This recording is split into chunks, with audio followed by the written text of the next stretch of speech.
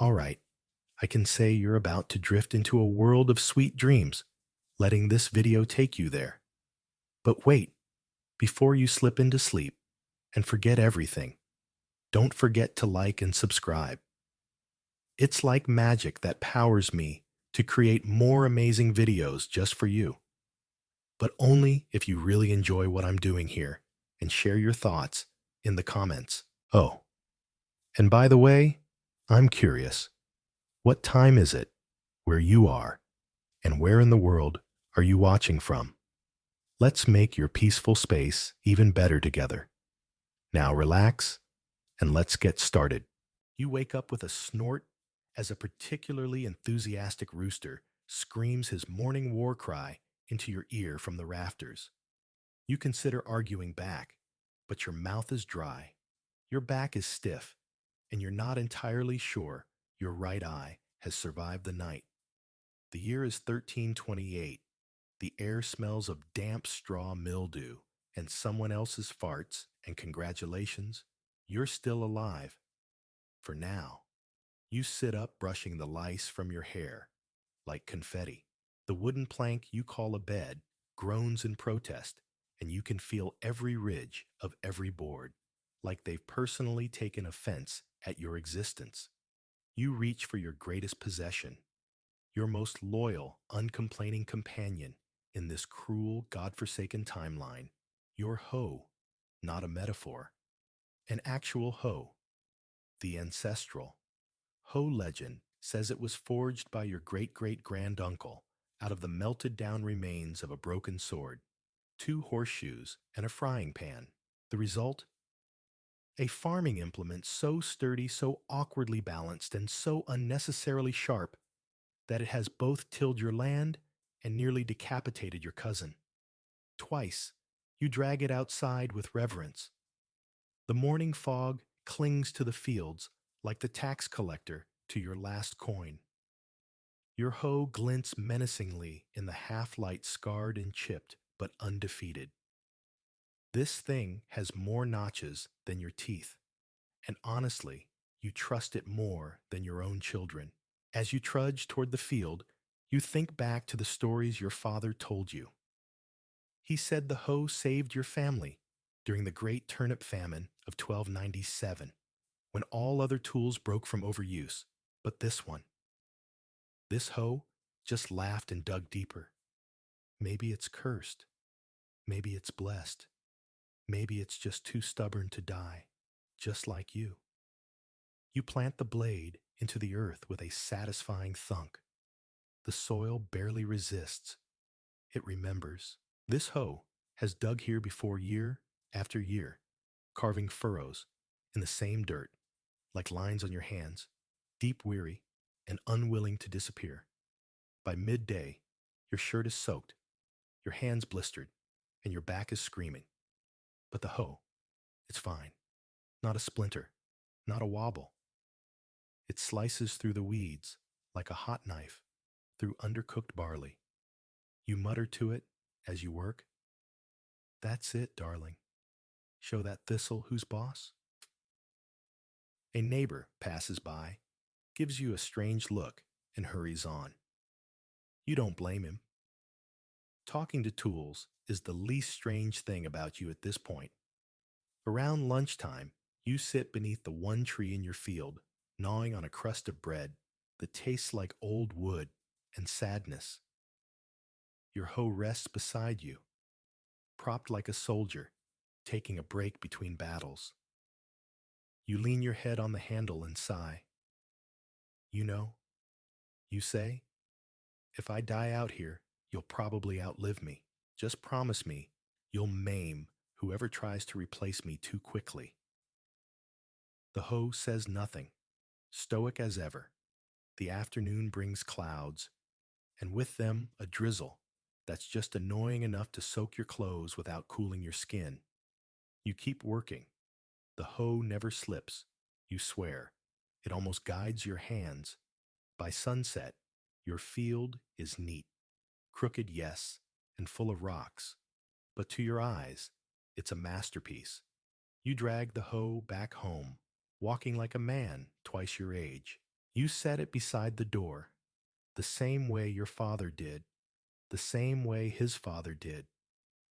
And even though your knees feel like boiled oats and your spine is considering early retirement, you smile because you know tomorrow, when that rooster screams again and the lice start their morning parade, the hoe will be waiting.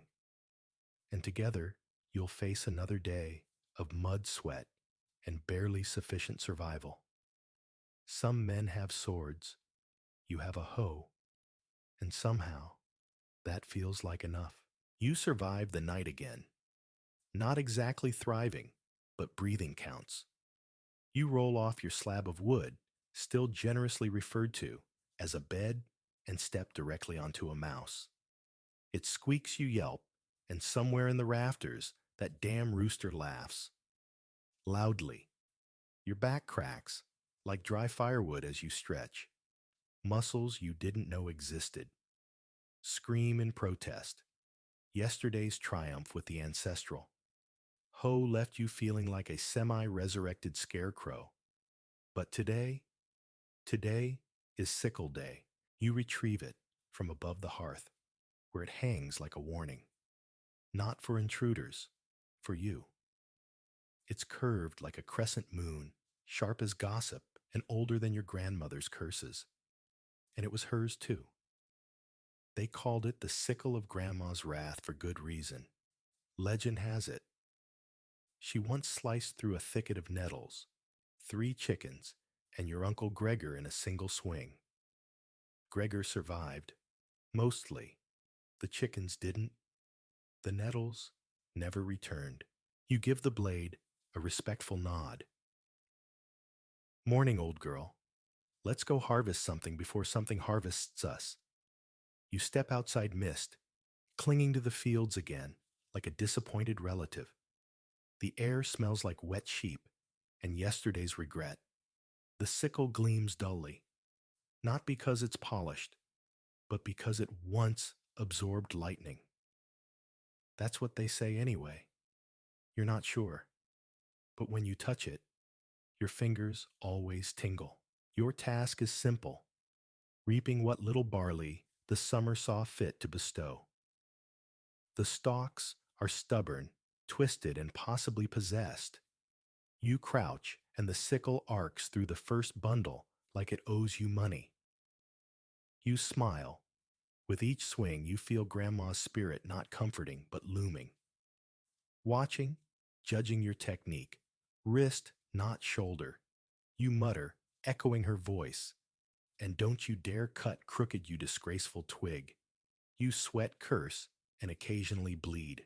You wipe your brow on your sleeve, then realize you've smeared blood across your forehead. Great. Now the crows will think you're signaling a buffet. Hours pass. The sun climbs. The barley falls. Your hands blister, then callous, then blister again. Still the sickle slices with mechanical precision, never once faltering. It doesn't ask questions. It doesn't make excuses. It just cuts. Around midday, you take a break. Your lunch is stale bread and a single onion, both slightly moldy, culinary despair on a wooden plank. You eat beside the sickle, both of you perched like exhausted gladiators. You know you say, chewing thoughtfully, if I had a gold coin for every crop you've cut, I'd have, well, probably just the one coin. But it'd be shiny. The sickle reflects the sun. No comment. You return to work. Swing after swing. Cut after cut. You start humming a song Grandma used to sing something about death taxes and boiled cabbage comforting. By the end of the day, you've harvested enough to not starve immediately. A win.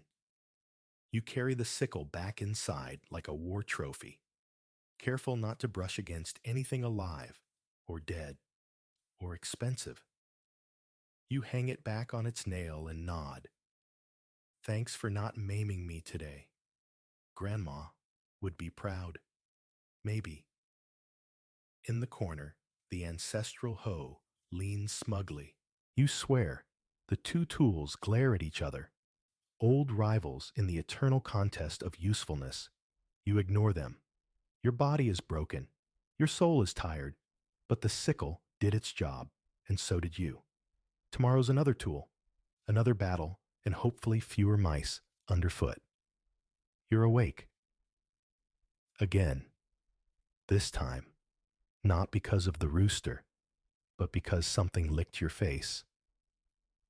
You open one crusted eye to find your neighbor's goat standing over you, like it owns the place.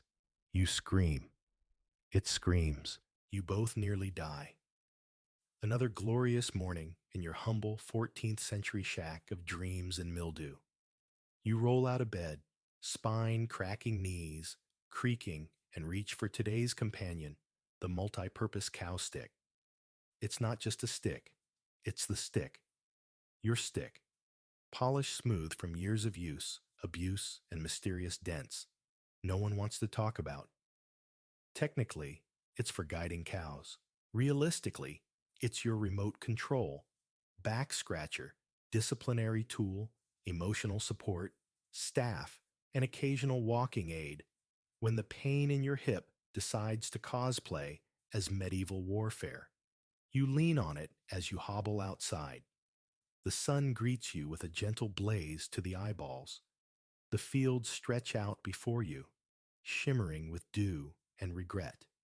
The cows are already giving you that look, the one that says, "We know you have no control over anything, least of all us." You raise the stick. They blink. You wave it in a figure-8 motion that once meant something to your grandfather.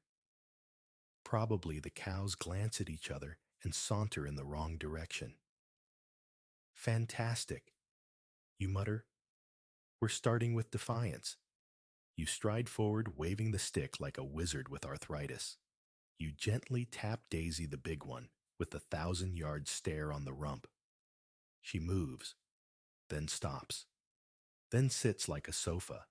You poke her again. She farts. You sigh. After a few long minutes of threats, pleading, and mild existential breakdowns, the cows begin to meander toward the pasture. You use the stick to shoo chickens, prod rocks out of the path, and occasionally reenact sword fights when no one's looking. Mid-morning, you see your cousin Thomas approaching. He's smiling. That's never good. "Morning, cousin." He chirps. "What do you want?" You reply, the cowstick already defensively positioned. He raises both hands, just borrowing your ladder again. You gesture with the stick. You still have it from last time. You're now technically a ladder owner. He shrugs. "Worth a try. Nice stick." You nod. "She's a classic. Took down a fox last spring. Or maybe it was already dead. I'm taking credit anyway." By noon, the cows are settled. The chickens are traumatized, and you've smacked a fence post back into place with a satisfying whack. Your stick rests on your shoulder like a knight's lance, which is ironic because if this were a real battle, you'd already be dead. Twice lunch is a chunk of cheese that might actually be soap and a turnip that stares at you. Weird. You eat both because choice is a myth. Afternoon chores include chasing a duck out of your water bucket, dislodging a goose from the roof, and using the cowstick to retrieve your boot from the manure pile, a classic maneuver known as the scoop and hope. You don't talk to the stick, not like the hoe or the sickle, but you nod to it. There's a quiet understanding, a respect, a mutual acknowledgement that you both serve a higher purpose. Getting through the day without crying. As the sun begins to retreat and the air grows chill, you return the cows to the pen. Daisy steps on your foot for the 4th time. You swear, vengeance. She sneezes on you. It's a draw. You lean the cowstick against the doorframe As you step back into your home, the hoe is there, the sickle too, and the cowstick joins them, a silent trio of splinter scars and your own stubborn soul. You collapse onto your plank of sadness, close your eyes and whisper, "Don't let the goat in tomorrow." The cowstick creaks gently in agreement. You wake up with your face in a bowl of lukewarm pottage. Again. Apparently, you fell asleep eating again, which wouldn't be so bad if the pottage didn't taste like wet bark and sadness. You sit up, wiping your face with a rag that smells like goat. Why does everything smell like goat? Outside, the rooster is already screaming. The cows are mooing at the existential void, and your back has decided today is the day it goes on strike. None of this surprises you. But there's one thing that always brings you comfort. You reach for it under your cot, wrapped in the sleeve of a long dead relative's tunic. You hold it up to the pale morning light. The family spoon. It's not beautiful. It's not symmetrical. It's not even completely a spoon anymore. More of a scoop with commitment issues. But it has history. Generations of hands have held it, stirred with it, and probably threatened people with it. Your great-grandmother once used it to slap a tax collector. Your uncle used it to dig a latrine in a thunderstorm. You used it just last week to fish a frog out of your boot. Versatility. Thy name is spoon. Breakfast is surprise. More. Pottage. But with the family spoon, it tastes almost edible. Almost. You pretend the bits floating in it are herbs, not bugs. The spoon helps with the illusion. It's deeply comforting, like being lied to by someone who really loves you. You head outside with it in your belt, like a weapon. And really it is. You've used it to pry open barn doors, flick manure at nosy children, and once, heroically, to fight off a swan. The neighbors all know the spoon. They nod respectfully when they see it. Children whisper about its powers. One even asked if it was magic. Only if surviving on pottage for 20 years is magic. You replied, "Today's chore helping Cousin Berta make soup for the harvest feast. She's already elbow deep in a cauldron of things that used to be vegetables." You offer the spoon. She takes it like a priest receiving a holy relic. "This'll stir sense into the dead." She says, "It has." You nod solemnly.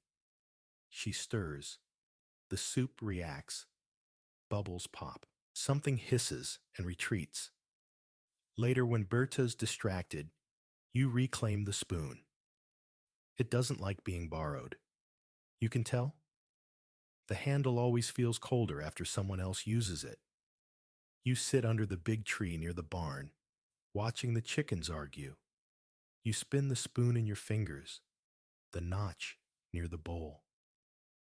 That was from the time you tried to use it to catch fish. Didn't work, but you did nearly drown. That counts. You remember your mother saying, "As long as you have the spoon, you'll never go hungry." It was metaphorical. You've been hungry every day since you were 8. But you get the point. Evening comes. The sky burns orange like someone set fire to the clouds. You eat dinner, another pottage, possibly lunch, reheated, and rest the spoon beside your bowl. You clean it with your sleeve, kiss the handle lightly, you're not weird, and place it back in its tunic wrap. The other tools are resting in their corners. The hoe still smug, the sickle still sharp, the cowstick proudly leaning and nestled in the crook of your cot. The spoon sleeps. It's just a spoon, but it's your spoon. And in a world that constantly tries to break you, sometimes a dented wooden scoop is all the armor you need. You wake to the sound of something collapsing. It might be the roof, might be your will to live. Hard to say. Either way, the morning sun is peeking through a brand new hole above your cot, which was definitely not there yesterday. You sigh. It's a hammer day. You pull on your least damp pair of trousers and limp toward the tool shelf, more like a crooked plank nailed to the wall. Nestled there, like an ancient relic of chaos and miracles, is your next companion. The fix-it hammer. It's not shiny, it's not straight, it's definitely not safe. The head is slightly loose. The handle is splintered. One side is rounded from years of misfires. The other has a dried blood stain from, let's not talk about that, but it fixes things. Or more accurately, it hits things until they work again or stop making noise. Either outcome is acceptable. You cradle it in your calloused hands, whispering sweet nothings like, "Please don't kill me today," and step outside. The fence is the first offender. 3 slats down, 2 more pretending to be vertical.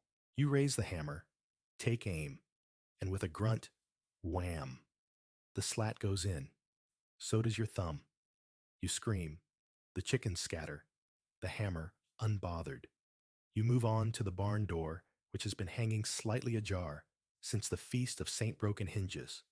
A few well-placed whacks later, it's closed, forever, possibly fused, shut victory. Then there's the bucket, with the leaky bottom, the chair with the third leg of unknown origin, and the mysterious creaking beam above the hearth. You don't repair them, you assert dominance over them. The hammer understands. By mid-morning, the hammer's tally includes 2 fixed fence posts, 1 cow redirected, 3 finger bruises, 1 deeply offended chamber pot. You take a break beside the well. The hammer rests on your lap like a sleeping cat, a violent, emotionally unstable cat. Your neighbor strolls by, mornin'. Still threatening your furniture, you nod. It listens better than my children. He eyes the hammer warily. Didn't that thing knock out old man Heron's front tooth? You shrug. He insulted my cabbage. It was a matter of honor. Back at home, you address the roof. You climb a ladder that creaks ominously, wielding the hammer like a weapon of last resort. Every nail you drive is a gamble. Every swing risks pulling the roof down entirely. But the fix-it hammer isn't about precision. It's about intention. And yours is to not die in a rainstorm. By sunset, you've bludgeoned your way to something vaguely resembling stability. The roof holds. The door closes. The chair stands. Your thumb is the size of a small turnip, but that's the price of progress. You set the hammer down beside your bed. The other tools glance its way. Even the ancestral hoe looks nervous. You give it a respectful nod. Good work today. Try not to murder anyone in the night. The hammer naturally says nothing. You lie down, stare through the not quite fixed hole in the roof, and let out a long breath. Because in a world made of splinters, cracks, and creaky hinges, sometimes all you really need is something that hits back. Today begins with a splash. Not the good kind. Not the kind involving a warm bath and lavender oils. Those don't exist in your world. No, this splash is cold, muddy, and directly into your left boot. You've stepped into the water trough again. Because the sun hasn't risen, your eyes aren't open, and you live in a perpetual state of damp confusion. You sigh and limp toward the corner of your shack where today's trusted companion waits, the leaky wooden bucket. It's a bucket, technically made from warped slats and desperation. It's held together by rusty iron bands and faith. The bottom has a hole the size of a rat, and the sides drip constantly as if sweating from the stress of existence. And yet, you keep using it. Because buckets are expensive, and because this one is yours. You hoisted up water, already dribbling out the bottom, like tears from a toddler denied a turnip. You head for the well, sloshing with each step, leaving behind a trail of soggy footprints and emotional damage. At the well, you lower it down, slowly, praying the rope doesn't snap again. It lands with a satisfying plop. You haul it up. Half the water makes it to the top. A third makes it into the bucket. The rest goes down your shirt. You are damp. The bucket is damp. Everything is damp. Carrying it back is a race against gravity. Water streams from the seams, soaking your tunic, your boots, and the sleeping dog you accidentally douse along the way. It glares at you like you did it on purpose. Maybe you did. You're not sure anymore. You pour what's left into the basin. 3 sips worth. A triumph. Then you take the bucket to the animals. The cows need water. The chickens need water. The goat just likes watching you suffer. By the time you reach the trough, there's almost nothing left. You tip the bucket anyway. A pitiful drizzle. The animals look unimpressed. You think I'm thrilled about this either. You mutter. But here's the thing. The bucket tries. It leaks. It complains and creaks and groans. But it never quits. When you're fixing the fence, you use it to carry nails. When you're harvesting, it holds turnips. When your nephew cried last week after stepping on a bee, you gave him the bucket and said, "Yell into this." It worked. Kind of. Sometimes when you're alone, you whisper to it. Tell it secrets. Like how you never learned to swim, or how you once tried to trade it for a spoon and got rejected. You sit on an overturned crate and patch the worst of the holes with wax cloth and the sheer force of denial. For a moment, it almost holds. Then a slow drip begins again. Predictable. The sun sets. You hang the bucket on its hook near the door.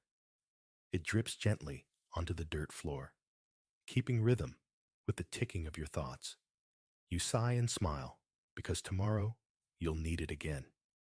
In a world where nothing holds together, the leaky bucket reminds you survival isn't about perfection. It's about persistence. Drip by loyal drip, you begin your day in classic fashion, tripping over your own foot, face planting into the doorframe, and muttering curses so creative the local priest would need 2 quills to document them all. The chickens scatter. The goat laughs. You don't blame it. Once upright and semi-coherent, you look toward the pile of tools leaning beside your door, like soldiers awaiting battle. Your eyes land on today's companion, the straw basket of destiny. It's woven from old reeds, ambition, and maybe cat hair. You're not sure. What you do know is that it has carried everything from eggs to onions to a litter of kittens that one time you forgot to check. The basket is frayed at the edges, bent in the middle, and smells vaguely of pickled cabbage. But it has something most other things in your life. Don't reliability. You sling it over your arm and march toward the garden, the overgrown patch of land where dreams go to die. Your first harvest of the day. 2 carrots, 1 beetroot, and a rock pretending to be a potato. Into the basket they go. You walk through the village basket, swaying proudly, displaying your forage treasures. A passing noblewoman scoffs. You scoff back. She has perfume. You have dirt under your nails and root vegetables. Who's really winning? You stop by the market, not to sell. No one's buying today, but to trade. You offer a slightly lopsided cabbage. In return, you receive half a loaf of day-old bread and something that might be cheese or might be soap. Into the basket they go. Next, stop the stream. You gather herbs, mostly weeds, if you're honest. But if you say the name in Latin and squint, they count as medicine into the basket. By mid-morning, it's half full, which for you is a miracle. You take a break under your favorite tree. The basket rests beside you, its contents a chaotic collage of your survival strategy. Children run by, pointing. Is that the basket? One whispers. You nod solemnly. The very same. It once held 5 loaves, 2 fish, and a hedgehog. They gasp. You wink. Back on your feet, you head toward home. Along the way, you gather fallen apples, a suspicious-looking egg, and a note from a neighbor that simply reads, "Your goat is a menace into the basket." At home, you unload its contents. The bread is edible, the herbs are vaguely useful, and the beetroot has a face carved into it. You don't remember doing that. You shake out the basket patch, a small tier with twine, and set it by the door for tomorrow. It creaks slightly as it settles. Not a complaint, more of a sigh. You nod to it, because in this life of toil, sweat, and barely contained chaos, the straw basket of destiny is your constant companion. It carries your burden, and sometimes it carries you literally. That one time you tripped and fell in, the goat dragged you 12 feet. A record, but hey, at least you didn't drop the turnips. You wake up sneezing. Dust. Not just any dust. Legacy dust. The kind that's older than you, older than your father, probably older than most of your walls. It floats in the air like it owns the place, which it might. You roll off your hay pile, eyes watering, cursing everything that exists, especially the sun, for shining directly into your face, like it's mocking your poverty. You need a broom, not just any broom. You reach above the door frame, where it hangs like a forgotten relic of a bygone era, bent brittle and smelling faintly of burnt time. The witch broom that doesn't sweep. It's not named that because it belonged to a witch, although your great-aunt Hilda was technically convicted of sorcery. She beat the charges on a technicality and a strategically placed toad. It's named that because no matter how hard you try, it simply does not sweep. It smears, it shifts piles, it relocates dirt from one corner to another in a grand display of futility, but it never ever cleans. Still, tradition is tradition. You begin your morning ritual, waving the broom over the floor like a disgruntled wizard, casting spells of mild cleanliness. Dust dances, cobwebs flutter, the goat sneezes in solidarity. You mumble to the broom. Just once, try not to make it worse. The broom snaps off a twig in response. You don't take it personally, probably just shedding. You take it outside, not to sweep God's no, but to make yourself look productive when the landlord rides by. Nothing says I'm working like aggressively brandishing a broom at the sky. The village kids stare. That's the haunted one, right? One whispers. You nod. Swept up a banshee. Once. We had to let her go. Union rules. The kids scatter. Power restored. You use the broom to knock down apples. None fall. You poke a rooster that's pecking your doorframe. It attacks. You retreat with dignity read running. Later you try sweeping your porch. The dust settles thicker. You think it's multiplying. Either that or the broom is cursed to preserve historical grime. You consider replacing it briefly. Then you remember you haven't replaced your shoes in 4 years, and they have more holes than your moral compass. So you patch the handle with twine, straighten the bristles by chewing on them as tradition dictates, and hang it back in its sacred spot. The broom creaks ominously. That night, the wind howls through the cracks in your wall. Something thuds on the roof. The broom twitches slightly in its hook. Probably the breeze. Probably, you whisper before sleep. Good night, Hilda. If you're still in there, please keep the rats away. The next morning, the rats are gone. The goat is terrified, and the broom still doesn't sweep, but you leave it hanging. Because in a world full of mess, it's nice to know there's at least one thing you can always count on. To make it worse, it's barely dawn, and you're already tangled. Not metaphorically. Literally.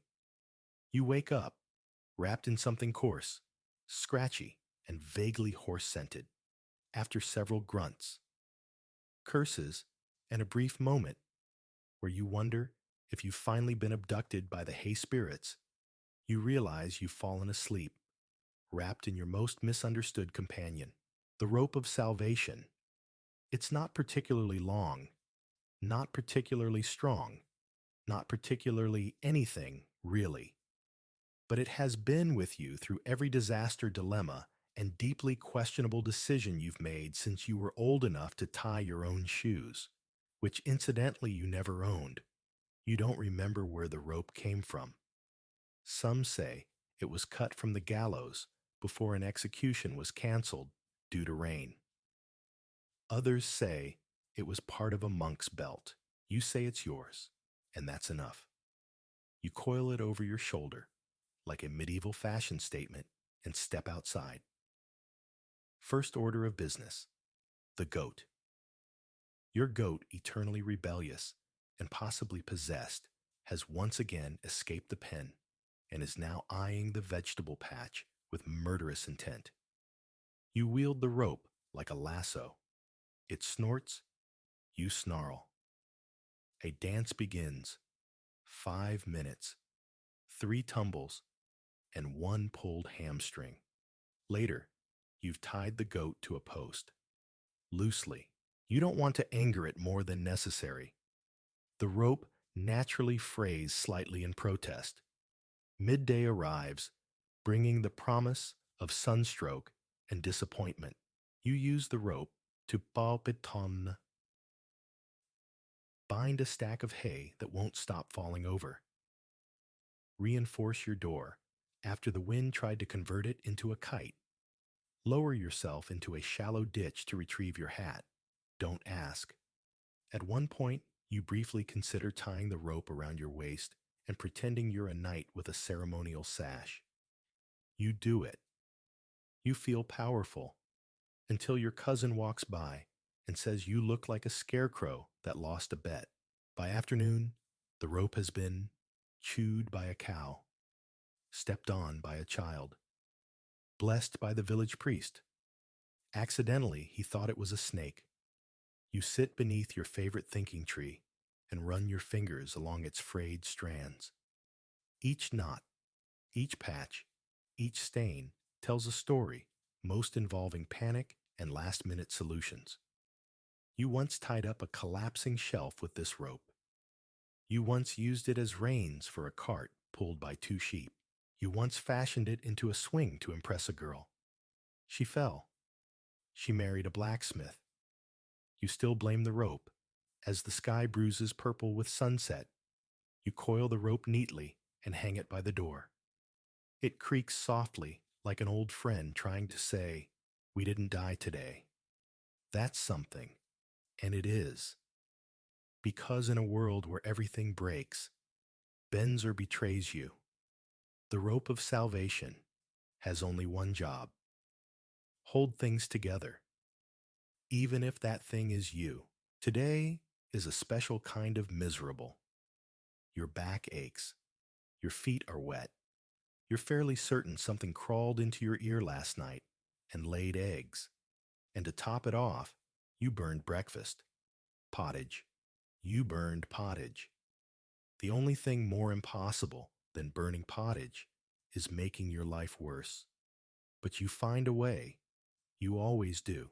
And today, in your hour of deepest desperation, you reach for the final, most ridiculous tool in your sacred collection, the spoon-fork-axe combo that never took off. It sits at the very back of the shelf, collecting dust, guilt, and questions. A tool born from one of your most ambitious ideas during the week of inventing a week, fueled by too much ale and one inspirational nightmare. It was supposed to revolutionize peasant life, a single device to eat with, dig with, and defend yourself with, an all-in-one miracle. The idea, noble. The execution, disastrous. You pull it down carefully. The handle is too short for chopping, too long for stirring, and somehow manages to jab you, no matter how you hold it. One side is a crude spoon, more like a dented scoop. Opposite, that is a fork with 3 uneven prongs, one of which is mysteriously bent backward. On the top end, a stubby axe blade still rusted from the incident. You don't talk about the incident. You tried eating stew with it once. It fell apart mid-bite and launched a turnip across the room. You tried using it as a weapon. It got stuck in a hay bale for 3 days. You tried digging with it. It immediately bent, like it was trying to give up on your behalf. And yet, you keep it, because in some twisted way, it represents hope. The belief that things could be easier, that maybe just once you'd invent something that didn't actively betray you. You carry it outside, holding it like it might explode. You poke at the garden weeds. Nothing happens. You try to chop a small branch. The axe blade whimpers. You stir the animal feed with the spoon end. The chickens revolt. Still you persist. You take it with you all day, just to see if it might redeem itself. It doesn't. By sundown, you've stubbed your toe, lost a sock, and stabbed yourself in the thigh. The tool lies beside you, mocking your efforts with its useless symmetry. You laugh, not because it's funny, because if you don't, you might cry. You return home. Place the spoon fork axe back in its honored corner of shame and pat it gently. You're terrible, but you're mine. Because in a world that rarely makes sense, sometimes the worst ideas are the ones that remind you you're still trying, and that's worth holding on to, even if it comes with splinters, blisters, and one permanent fork-shaped scar. And so here you are, 10 tools, 10 stories, 1,000 splinters, and at least 3 open wounds. You lean back in your rickety stool, one leg shorter than the others, but it still stands, and that's enough. The wind whistles through the cracks in your shack, like a ghost, with performance anxiety. The fire crackles, the roof drips. You smile because you've made it through another day. Maybe you didn't invent anything useful. Maybe your greatest culinary achievement is slightly less burnt pottage. Maybe you still get bested by your own goat on a weekly basis. But look at what you do. Have a hoe that could split stone, and your enemies, should you ever have time for enemies. A sickle that whispers of your grandmother's judgment. A stick that does everything but herd cows. A spoon that doubles as a therapist. A hammer that repairs or destroys, often both. A bucket that leaks like your dreams but never quits. A basket that's carried your pride, your shame, and a family of hedgehogs. A broom so cursed it might be protecting you from worse things. A rope that ties the world together, fray by fray, and a fork-spoon-axe hybrid that proves you still have hope, questionable as it may be. You never asked for much, just a little soil, a little sun, and tools that wouldn't betray you before breakfast. You didn't get that, but you got them. And somehow, that's more, because in this life of dirt and drought and daily absurdity, survival isn't about having the sharpest blade or the straightest handle. It's about showing up day after muddy, blistered day and saying, I'm still here. So tomorrow, when the rooster screams and the goat stares into your soul, you'll get up. You'll pick a tool. any tool, even the stupid one, and you'll keep going. Because that's what farmers do. Because that's what you do. Splinters, sweat, stubbornness, and just enough story left to make it worth telling. All right, everybody, buckle up, and let's take a wild ride back to the year 1325, where life was less about losing your phone and more about losing your head if you weren't careful.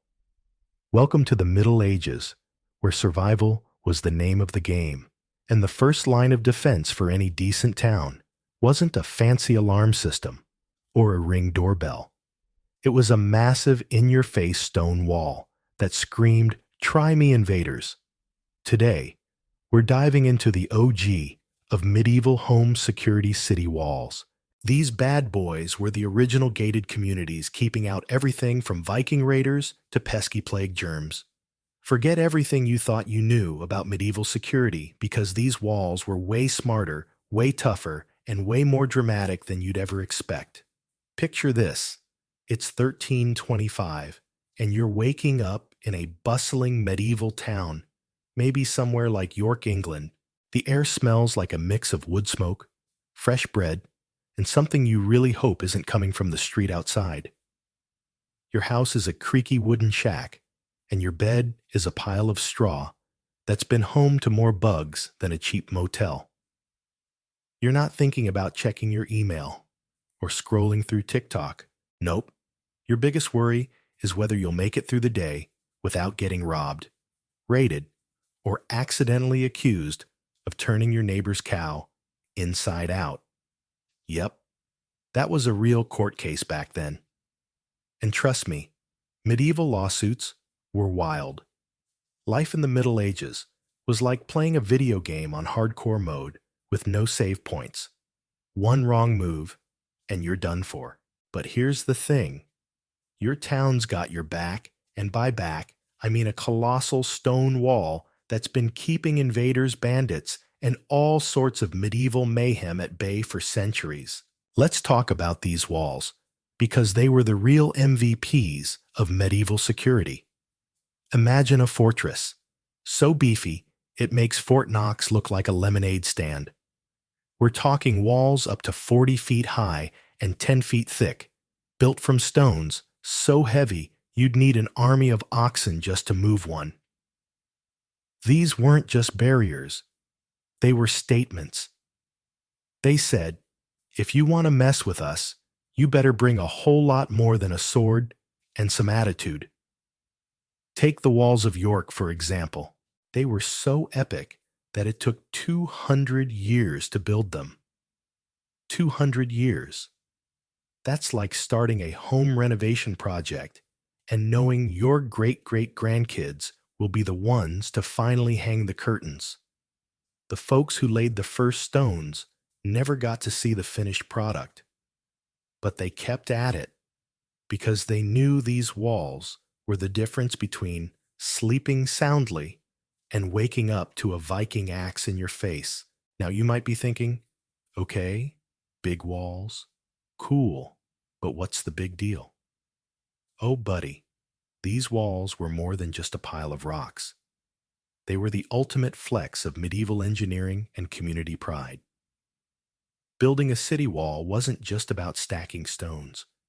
It was a massive undertaking that required entire towns to come together. Think of it like a medieval crowdfunding campaign. Except instead of getting a t-shirt for your donation, you got the peace of mind that your family wouldn't be carried off by raiders. Every citizen had to chip in, whether it was hauling stones, mixing mortar, or paying taxes to fund the project. And let me tell you, those taxes were about as popular as a parking ticket on your birthday.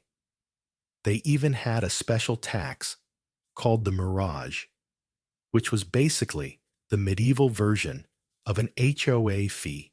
Didn't pay your mirage? Good luck explaining to the town council why you think the wall's fine with a few holes in it. The walls weren't just about keeping enemies out, though. They were like the Swiss Army knife of medieval urban planning. They controlled everything. trade disease, even curfews. Want to bring your sheep to market? You're paying a toll at the gate. Worried about the plague sweeping through town? Slam those gates shut and tell the sick folks to take a hike. Missed curfew because you were too busy chugging ale at the tavern. Sorry, pal. You're sleeping outside with the wolves tonight. The gates were the choke points of the city, and the people who controlled them held all the power. In some towns, having the key to the city gate was a bigger deal than owning a castle. It was like being the bouncer at the hottest club in town, except instead of checking IDs, you're deciding who gets to live another day. But let's get into the juicy stuff. How these walls shaped medieval life. First off, they created a social hierarchy that would make any reality TV show jealous. In modern America, we're all about suburban sprawl. Big houses, big yards. The further from the city, the fancier it gets. In the Middle Ages, it was the exact opposite. The closer you lived to the center of town, the safer and swankier you were. The rich folks, the nobles, the merchants, with their shiny gold coins, they snatched up the prime real estate right in the heart of the city, as far from the walls as possible. Why? Because if invaders breached the walls, the wealthy had time to grab their jewels, finish their wine, and hightail it out of there, while the poor saps near the walls were dealing with arrows and axes. It was medieval privilege at its finest. The poor, on the other hand, were stuck living right up against the walls, where life was a lot less glamorous. Archaeological digs in places like York show that the neighborhoods near the walls were the dodgiest parts of town. Think cramped houses, muddy streets, and a constant soundtrack of barking dogs and clanging bells. If the walls got attacked, these folks were the first to deal with the chaos. But even they knew the walls were their lifeline. Without them, their town would have been a sitting duck for every bandit raider or rival lord looking to make a name for themselves. Speaking of attacks, let's bust a Hollywood myth real quick. You've seen those movies where medieval villages are constantly getting sacked by armies, right? Looking at you, every Robin Hood flick ever made. In reality, full-on invasions were pretty rare. The real threats were more subtle and honestly way scarier. Disease was the big bad wolf of the Middle Ages. A plague outbreak could wipe out half a town faster than you could say, "Bring out your dead." And yes, people actually shouted that in the streets when carting off bodies. The walls helped control disease by letting towns close their gates during outbreaks, keeping infected travelers out. Sure, medieval folks didn't know much about germs, but they figured out pretty quick that locking the gates was better than rolling the dice with a coughing stranger. Trade was another big deal. Those walls weren't just for defense. They were economic powerhouses. Every gate was a checkpoint, and every checkpoint was a chance to make some cash. Want to sell your wool at the market? Pay a toll. Bringing in a cart of turnips, cough up some coins. The walls turned cities into gatekeepers of their own destiny, controlling who came in, who went out, and how much they paid for the privilege. It was like running a medieval toll booth, except instead of Easy Pass, you had a grumpy guard with a spear. But here's where it gets really cool. The walls weren't just practical. They were cultural icons. Every city had its own wall. Culture, specific rules, traditions, even superstitions. In some towns, walking the full circuit of the walls was considered good luck, like rubbing a rabbit's foot. But with more cardio, others threw massive festivals to celebrate the anniversary of their wall's completion. Imagine a medieval block party with ale dancing and everyone toasting to the giant pile of rocks that's kept them alive. In Chester, England, there's a quirky old law that says it's still technically legal to shoot a Welshman with a bow and arrow from the city walls after midnight. Don't try it, obviously, but it's a reminder of how deeply these walls were woven into the identity of a town. Maintaining the walls was no joke, either. Archaeological records from York in 1349 show the city shelled out the equivalent of $300,000 in today's money just for basic repairs. That's like buying a fancy house, except all you get is a slightly less crumbly wall. No wonder they were so serious about that mirage tax. If a section of the wall collapsed, it wasn't just an eyesore, it was an open invitation for trouble. Raiders, bandits, even rival towns could exploit a weak spot faster than you can say, "We should have paid the mason." Now let's talk about the psychology of these walls. Living behind a massive stone barrier didn't just make you safer, it changed how you saw the world. Inside the walls, you were part of a community, a team, a fortress. Outside, that was the Wild West of the Middle Ages, full of wolves, bandits, and who knows what else. The walls gave people a sense of control in a world where control was hard to come by. They were a physical reminder that your town was tough, united, and ready to throw down if anyone tried to mess with it. In a way, they were the medieval equivalent of a "Don't Tread on Me" flag, except made of stone, and a whole lot scarier. But not everyone got to enjoy the VIP protection of a city wall. If you lived outside the walls, in a village or a sketchy neighborhood, you were on your own. No stone fortress. For you, just a flimsy wooden fence, a loud dog, and a whole lot of prayers. Those folks had to get creative, and boy, did they ever. We'll dive into their DIY security tricks in the next part. But for now, let's just say they turned barking dogs and janky bells into an art form.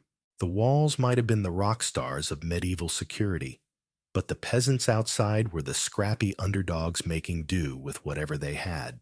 So what's the takeaway here? City walls were more than just piles of stone. They were the backbone of medieval life, part fortress, part toll, booth part cultural landmark. They kept out invaders, controlled trade, and gave people a fighting chance against the chaos of the Middle Ages. They were the original gated communities, but with way higher stakes than keeping out nosy neighbors. Next time you lock your front door or check your security app, take a second to thank those medieval masons who spent 200 years stacking stones so their towns could sleep a little easier. Welcome back, everybody. You know, we just took a wild ride through the Middle Ages, marveling at those massive city walls that turned towns like York into medieval Fort Knoxes. Those stone giants were the ultimate gated communities, keeping out raiders, plague germs, and anyone who didn't pay their toll. But here's the kicker. Not everyone got to chill behind those walls, sipping wine and feeling all safe and fancy. If you were a peasant, living outside the city, or in the sketchy outskirts, you didn't have a 40-foot stone barrier to save your bacon. Nope. You had to get scrappy, clever, and a little bit crazy to keep your home, your stuff, and your chickens safe from thieves. Today, we're diving into the genius, sometimes straight up bonkers, security hacks of medieval peasants. Think dogs that could wake the dead geese, that didn't take bribes, and DIY alarm systems that'd make modern burglars cry. So let's set the scene. It's 1325, and you're a peasant living in a rickety wooden hut just outside the city walls. The closest thing you've got to a security system is a creaky door and a vague hope that nobody's feeling particularly thievy tonight. Inside those big fancy walls we talked about last time, the rich folks are sleeping soundly, knowing their stone fortress has their backs. You're out here in the boonies, where the only thing between you and a bandit is a muddy path and a whole lot of optimism. Your house is basically a pile of sticks with a thatched roof that leaks every time it rains. Your bed's a lumpy straw mattress that smells like a barn, and your prized possessions are a rusty hoe, a couple of turnips, and a chicken named Gertrude, who's honestly more trouble than she's worth. Life out here is rough. Think Survivor. But with worse food and no immunity idols. Now don't get me wrong, the city walls were awesome, but they didn't do squat for you. If you lived outside their protection, raiders could swoop in, steal your crops and be gone before you could say, "Not my turnips." Thieves were a constant headache, and they weren't after your iPhone or your flat screen. They wanted your bread, your tools, maybe even Gertrude if they were feeling extra bold. And let's not forget the wolves, who'd happily snack on your sheep if you didn't keep an eye out. Medieval court records from 1324 show that 87% of attempted burglaries in rural villages were stopped by sheer peasant ingenuity dogs, barking neighbors snooping, or some clever trick we'll get to in a sec. The other 13%, mostly inside jobs, because apparently even in the Middle Ages, you couldn't always trust your cousin who just needed a place to crash. So how did peasants protect themselves without stone walls or armed guards? They got creative, and I mean creative, in the way your uncle gets when he tries to fix his car with duct tape and a paperclip. Their security systems were low budget, high impact, and sometimes so wild they'd put today's DIY TikTok hacks to shame. Let's start with the undisputed champions of medieval home security dogs. These weren't your pampered, Instagram-famous doodles who freak out when the doorbell rings. Medieval dogs were the real deal. Tough, scrappy, and ready to throw down with anyone who looked at their owner's hut the wrong way.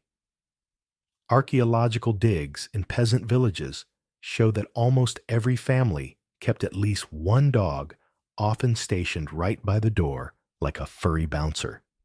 Some households even had a two-tier system: a big burly dog outside to scare off intruders, and a smaller, yappier one inside to raise hell if anyone got past the first line of defense. These dogs weren't just pets. They were your first and sometimes only line of defense. If a thief tried sneaking in at midnight, that dog would lose its mind barking loud enough to wake the entire village. And trust me, in a medieval village where houses were packed so close you could hear your neighbor snoring.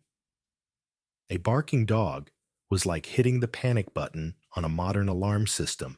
Court records from one English village in 1324 note that a thief got caught because a dog named Get This Biter went absolutely feral when the guy tried to swipe a sack of barley. Biter didn't just bark. He chased the dude halfway across the village until the neighbors tackled him. Moral of the story: don't mess with a medieval dog unless you're ready to run. But dogs weren't the only animals pulling security duty. Buckle up, because this next one's a game-changer: geese. Yeah, you heard me right. Geese. Those honking, hissing nightmares that chase you at the park.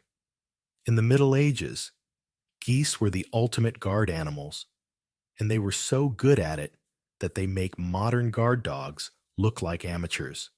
A farmer in 1350 got famous for training his flock of geese to act as his personal security team. These weren't your average birds. They were loud, aggressive, and completely unbribable. You could toss a steak to a dog and maybe get it to shut up, but a goose, it'd honk at you the steak and probably the moon for good measure.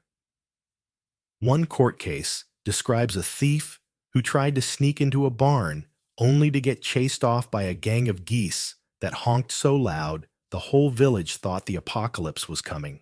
The guy tripped over a fence, dropped his loot, and got caught because surprise geese don't mess around.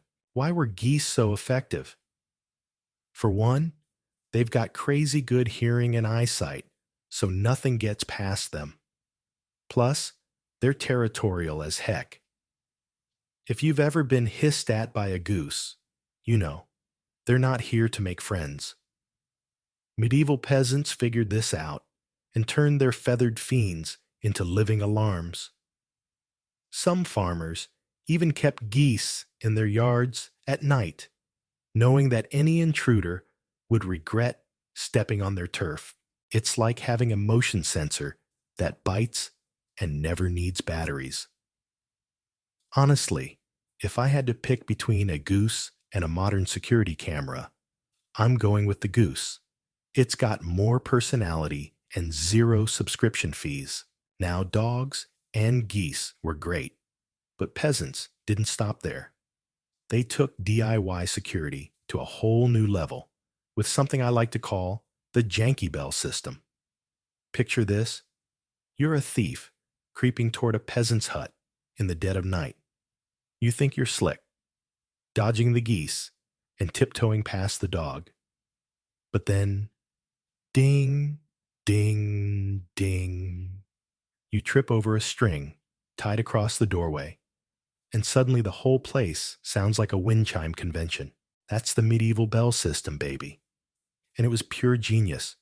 Peasants would rig up strings with bells, bits of metal, or even broken pot shards across their doors, windows, and paths.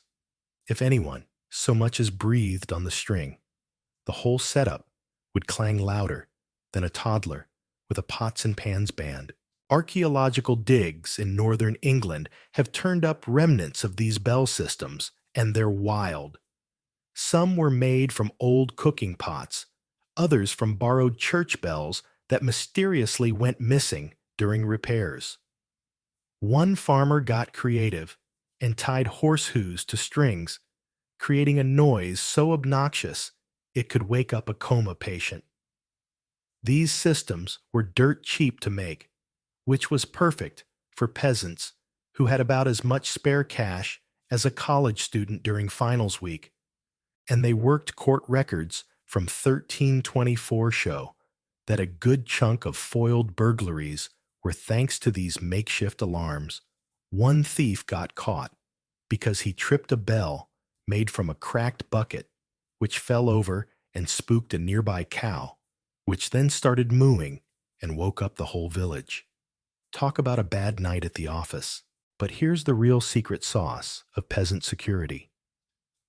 The community medieval villages were like the nosiest neighborhood watch group you've ever seen. Times 1,000 houses were built so close together, you could practically reach out your window and borrow a cup of flour from your neighbor. This wasn't just bad urban planning. It was intentional. When everyone's living on top of each other, it's hard for a thief to sneak around without someone noticing. If your dog started barking or your bells went off, your neighbors weren't just going to roll over and go back to sleep. Oh no, they'd be out there with pitchforks, torches, and a whole lot of attitude, ready to make that thief regret his life choices. This community vibe was a game changer. In one well-documented village, from 1324 court records show that 80% of attempted burglaries were stopped either by a dog's bark or a neighbor's intervention. The other 20%, mostly thieves who knew the victim and thought they could get away with it. Spoiler, they didn't. Neighbors were so nosy that stealing was like trying to pull off a heist in a small town where everybody knows your mom. You sneeze, and 3 people are at your door with herbal remedies and unsolicited advice. You try to steal a loaf of bread, and the whole village is ready to throw hands. Some peasants took their security hacks to straight-up legendary levels. One guy in 1350 rigged his garden path with hollow reeds filled with dried peas. If anyone stepped on them, the reeds would crunch and rattle, alerting the whole house. It was like a medieval tripwire, and it worked so well. The thief who triggered it got caught because he panicked and ran straight into a pigsty. Another peasant built a fake door that led nowhere just to mess with would-be burglars. Imagine sneaking into a house thinking you're about to score some loot, only to open a door and find a brick wall. That's the kind of petty genius I can get behind. Living outside the city walls meant you had to think on your feet, and peasants were masters at turning nothing into something. They didn't have the cash for fancy locks or armed guards, but they had dogs, geese bells, and a community that was tighter than a reality TV alliance. These hacks weren't just about keeping thieves out. They were about survival in a world where every day was a gamble. Next time you're setting your home alarm or checking your security app, give a nod to those medieval peasants who made do with a yappy dog and a bucket full of noise. Welcome back, my medieval survival squad. You know, we've been tearing through the wild world of Middle Ages security like it's a Black Friday sale. First, we marveled at those beastly city walls that turned towns into impenetrable fortresses. Then we got down and dirty with the peasants who turned barking dogs, psycho geese, and janky bell systems into the ultimate low-budget security hacks. Those folks outside the walls didn't have stone barriers or fancy guards, but they made do with some serious ingenuity.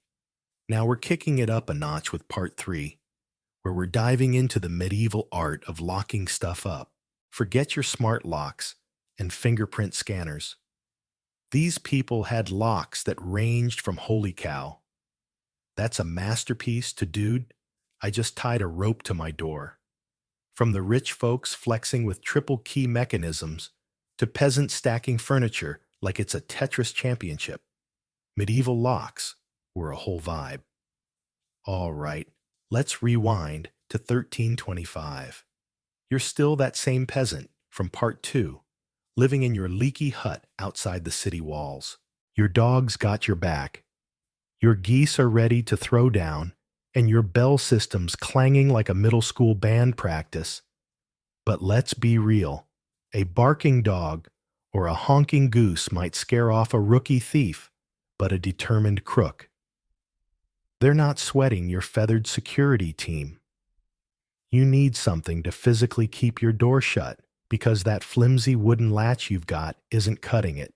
Inside the city, the rich folks we talked about in part 1 are sleeping easy behind their massive walls with guards and gates to keep their gold safe.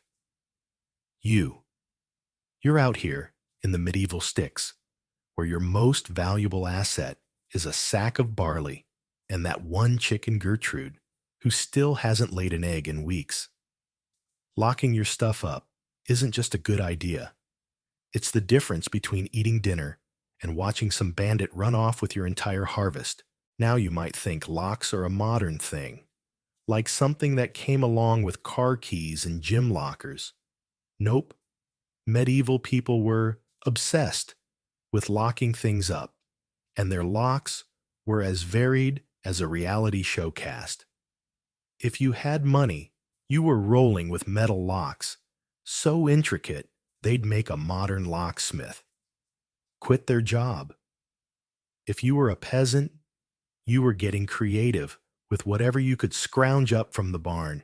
The medieval lock game had 2 totally different leagues: the high rollers with their mechanical masterpieces and the scrappy underdogs with their DIY disasters. Let's start with the fancy stuff, because the rich folks didn't mess around when it came to keeping their loot secure. Imagine you're a wealthy merchant in York, 1375. Your house is decked out with tapestries, silver plates, and a chest full of coins that you definitely don't want your shady cousin getting his hands on. Your solution: a lock so complex, it's basically a medieval Rubik's Cube. Archaeological digs in York have uncovered locks from this period that used not 1, not 2, but 3 different keys, each turning a separate mechanism to open the door. It's like having a password, a PIN, and a retina scan all in one. One merchant's house had a lock so intricate that historians think it took a full minute to unlock it. Talk about a flex. These locks weren't just about security, they were status symbols. Having a fancy lock on your door was like driving a Tesla today. Sure, it got the job done, but mostly you wanted everyone to know you could afford it. The wealthy didn't stop at doors either. Their treasure chests were locked up tighter than a bank vault. One nobleman in the 14th century went so overboard he had a chest with 14 knars, different locking mechanisms. Archaeologists found it still locked because, plot twist, he probably forgot the combination. Imagine the guy's panic trying to remember which key went where while his servant stood around pretending not to notice. These locks were so advanced that medieval locksmith guilds treated their craft like it was top secret government intel. Getting into a locksmith guild was harder than getting into an Ivy League school. You had to create a masterpiece lock, a mechanism so tricky it could only be opened by solving a mechanical puzzle. These guys were basically the escape room designers of their time. Except failing. Their puzzle meant you were stuck outside with no supper. But here's the wild part. These high-tech locks weren't just for show. They worked. Court records from 1342 show that thieves rarely targeted houses with complex metal locks because cracking them was like trying to hack a mainframe with a stick. The few who tried usually got caught because picking a 3-key lock in the dark while a guard dog's barking isn't exactly a recipe for success. Plus, the rich had the cash to back up their locks with actual guards. So even if you got past the mechanism, you'd be dealing with a guy named Sven, who's really good with a club. For the wealthy, locks were the cherry on top of their already stacked security game walls, gates guards, and now a lock that'd make Houdini cry. Okay, let's flip the script and talk about the other 99%, the peasants. If you're living in that hut outside the city, you don't have the budget for a triple key masterpiece. Your entire net worth is like 2 goats and a pair of shoes that don't even match. Metal locks. Dream on those things. Cost more than your house, but peasants weren't about to let thieves walk all over them. They got scrappy, and their lock solutions were so creative they'd make a DIY YouTuber jealous. The go-to move for most peasants was the wooden bar, a thick plank of wood you'd slide across the inside of your door.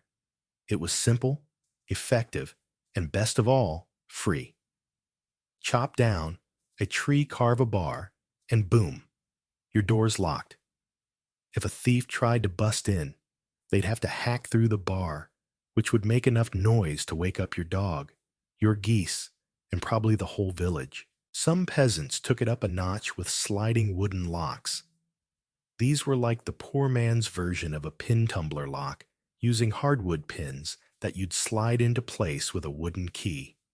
They weren't fancy, but they got the job done. One farmer in 1342 got famous for rigging his door with a sliding lock so sturdy it held off a thief who spent half an hour trying to break in. The guy finally gave up and left, probably cursing the day he picked that hut. These wooden locks were cheap to make easy to repair and tough enough to give a thief second thoughts. Plus, if the lock broke, you could just whittle a new one from that tree out back. Try doing that with your smart lock when the battery dies. But the real peasant MVPs were the ones who thought outside the box, or in this case, outside the door. One genius farmer documented in a 1342 court case rigged his door with a series of knotted ropes that had to be untied in a specific order to get in. It was like a medieval combination lock except made of hemp and pure pettiness. The system worked like a charm until a wet winter turned the ropes into a soggy mess. and the poor guy spent 2 hours trying to get into his own house. Imagine him standing there soaked to the bone, muttering, "I'm too smart for my own good." Still, you've got to respect the hustle. Turning a pile of rope into a security system is next level. Another classic peasant move was the furniture blockade. At night, you'd stack every piece of furniture you owned against the door chairs, tables, even that rickety stool your grandma swore was an heirloom. One court case from 1350 tells the story of a thief who managed to sneak in through a window only to realize he couldn't get out because the homeowner had barricaded the door with literally everything in the house. The thief was stuck tripping over stools and cursing his life choices until the homeowner woke up and called the neighbors. It's like the medieval version of Home Alone, except instead of paint cans and tarantulas, you've got a wobbly table and a whole lot of chaos. These DIY locks weren't just about keeping thieves out. They were about buying time. In a village where everyone knew everyone's business, a loud crash or a stuck thief was all it took to bring the pitchfork mob running. The same 1324 court records we mentioned in Part 2 show that most burglaries were foiled because the thief couldn't get in or out quietly. A wooden bar might not stop a determined crook, but it'd slow them down enough for your dog to start barking your geese to go berserk, or your nosy neighbor to grab a shovel and investigate. It was security by inconvenience, and it worked way better than you'd think. The craziest part, even churches and monasteries got in on the lock game, and they took it to a whole new level. The treasury door at Durham Cathedral had a lock that required 3 different key holders to open it at the same time. It was like medieval two-factor authentication, except instead of a text code, you had to track down 3 grumpy monks who'd probably rather be praying than dealing with you. These locks were so secure that they doubled as a flex, showing off the church's wealth and power while keeping their gold safe from sticky-fingered pilgrims. In some towns, the key to a major lock, like the city gate or a cathedral door, was a badge of honor. If you held that key, you were basically the medieval equivalent of a VIP with backstage passes. Locks didn't just protect stuff. They shaped how people lived. In a world where theft was as common as bad weather, a good lock gave you peace of mind, or at least as much peace as you could get when your roof was leaking and your chicken was plotting her escape. For the rich, locks were a way to flex their wealth and keep their enemies at bay. For peasants, they were a lifeline, a way to hold on to the little they had in a world that wasn't exactly handing out freebies. Next time you turn your deadbolt or punch in your alarm code, think about those medieval folks, rich and poor, who turned metal, wood, and sheer stubbornness into the art of keeping stuff safe. What's good? My medieval survival crew. If you've been riding with us through this wild Middle Ages security saga, you're basically an honorary knight by now. We geeked out over those massive city walls that turned towns into fortresses, tougher than a biker bar, got us cheering for the peasants who turned dogs, geese and sketchy bell systems into the ultimate DIY security squad. Last time we unlocked the crazy world of medieval locks, from the rich folks' triple key masterpieces to peasants stacking furniture like they're playing Jenga with their lives. But here's the deal. Walls, dogs, and locks are only as good as the people keeping an eye on them. That's where the Night Watch comes in. These were the medieval street guardians who patrolled the dark armed with lanterns, wooden clubs, and a questionable amount of beer in their system.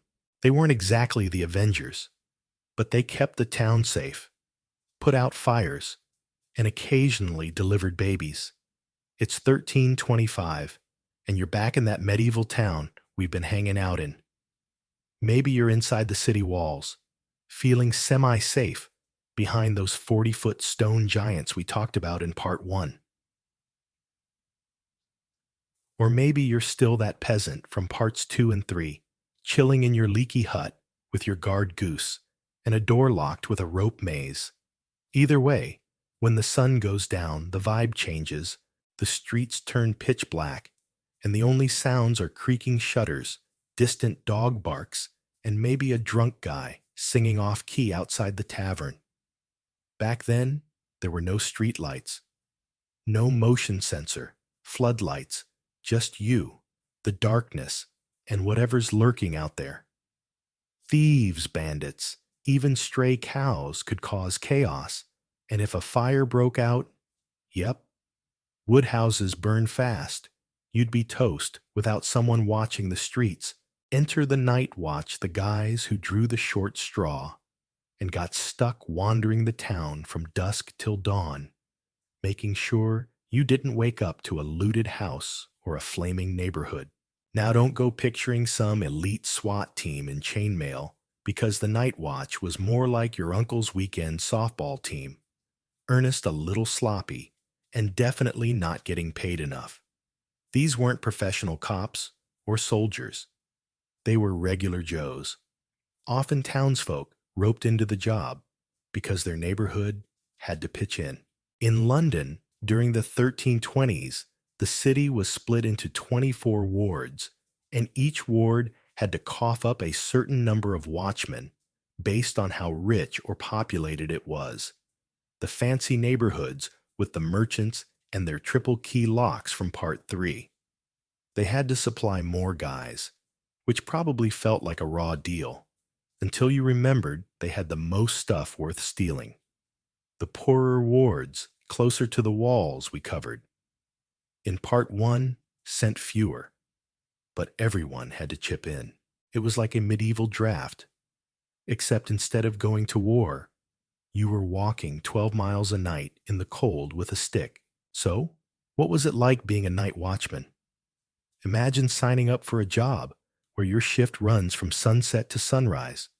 Your uniform is whatever cloak you own, and your paycheck is a loaf of bread and a pint of ale. Yeah, you heard that right. Ale was a standard part of the deal. Medieval performance bonuses were less about stock options and more about not dying of thirst on the job. These guys carried lanterns not to see where they were going, but to make sure everyone else saw them. The whole point was to advertise, hey, I'm here, so don't try anything stupid. Their other gear. A wooden club that was more likely to wake up a dozing coworker than knock out a criminal, and sometimes a rattle or bell to sound the alarm. Think of it as the medieval version of a police siren, except it was just a guy shaking a noisy stick and hoping for the best. The night watch had one main job: keep the streets safe. But safe in the Middle Ages was a pretty broad term. They weren't just looking for thieves sneaking past the rope-locked doors from part 3, or dodging the guard geese from part 2. They were also on fire patrol, because when your whole town's made of wood and straw, a stray spark could turn your neighborhood into a barbecue. They broke up tavern brawls sometimes by jumping in, because ale makes you bold. They helped drunk folks stumble home, probably muttering, "Why do I always get the 3 a.m. shift?" And in a pinch, they even played Midwife. One wild account from 1389 tells of a watchman in York who in a single night delivered a baby, put out a small fire, and caught a guy trying to steal a chicken. The dude earned an extra ration of ale and a day off, which, let's be honest, he totally deserved after that shift from hell. These guys were the Swiss Army knives of medieval public service, doing a bit of everything with minimal gear and maximum grit. Their nightly routine was to walk their assigned routes, shouting out the time and status updates like 10 o'clock and all's well. It was part clock, part reassurance, and part, please don't fall asleep. Tactic. Some watchmen got creative. One guy in York became a local legend for turning his calls into rhyming couplets. Like midnights here, the streets are clear. The townsfolk loved it, until they didn't, and paid him to knock it off because nobody wants poetry at 3 a.m. These calls weren't just for show. They let honest folks know it was time to blow out their candles and hit the sack, warned thieves that someone was watching, and kept the watchman from dozing off in an alley. But let's be real, the Night Watch wasn't exactly a crack team of superheroes. Some of these guys were only in it for the free ale, and professional wasn't the first word you'd use to describe them. Historical records show that watchmen sometimes fell asleep on the job, got distracted by a good tavern fight, or even joined the drunks they were supposed to be corralling. One report from 1327 describes a watchman who got so plastered he accidentally set off his own alarm rattle, waking half the town for no reason. The guy claimed he was testing the system, but nobody bought it. Still, you can't blame them too much. Walking 12 miles in the freezing dark with nothing but a lantern and a club is the kind of gig that makes you question your life choices. Despite their flaws, the Night Watch was surprisingly effective. Court records from the 1320s give us a peek into their world, and it's wild. The most common crimes they dealt with weren't epic heists or sword fights. They were petty thefts. Someone swiping a loaf of bread or trying to sneak past the city gates after curfew to dodge the tolls we talked about in Part 1. The watchmen didn't have to be ninjas to stop these crimes. Their presence alone was enough to make most thieves think twice. If a crook did try something, the watchman's rattle or bell would bring the whole neighborhood running, just like the peasant village mobs from Part 2. In one case, a thief got caught because a watchman's shout woke up a nearby dog, which set off a chain reaction of barking that ended with the guy cornered in a pig pen. Medieval security was all about teamwork. Even if the team included a very annoyed pig, the watchman also kept detailed logs, which are a gold mine for historians. Every morning, the head watchman had to report to the town authorities, jotting down everything from caught a guy stealing apples to helped a lost cow get home. These reports paint a picture of medieval nightlife that's less Game of Thrones and more Cops Middle Ages edition. One log from 1340 notes a watchman breaking up a brawl over who owed who a mug of ale, only to realize he'd accidentally arrested the wrong guy because it was too dark to see. Another entry describes a watchman chasing a thief, tripping over a stray chicken, and still managing to catch the guy because the thief tripped over the same chicken. It's like a medieval sitcom, and the Night Watch were the reluctant stars. Their gear might have been basic, but it got the job done. The lantern was less about lighting the way and more about shouting, "I'm here, don't try me." The club was for show records. Suggest it was used more to nudge sleeping watchmen awake than to fight off bad guys. The rattle or bell was the real MVP, loud enough to alert the town without needing a megaphone. Some cities got fancy and gave their watchmen horns, which must have made the night shift sound like a really bad jazz band. But fancy or not, the Night Watch was a lifeline. They weren't just guarding the streets. They were guarding the whole community, from the rich merchants with their fancy locks to the peasants with their rope-tied doors. The Night Watch also had a cultural impact. Their calls became part of the town's rhythm, like a medieval clock tower. In some places, people set their schedules by the watchman's shouts. Time to close the tavern. Time to douse the fire. Time to stop arguing about whose cow ate, whose cabbage. They were the glue holding the town together after dark, making sure everyone got through the night in one piece. And yeah, they weren't perfect. Some were lazy. Some were drunk. Some probably spent half their shift dreaming about that extra pint of ale. But in a world where a single spark or a sneaky thief could ruin everything, these guys were the unsung heroes who kept the chaos at bay. And you're back in our favorite medieval town. All's well, while trying not to trip over stray chickens.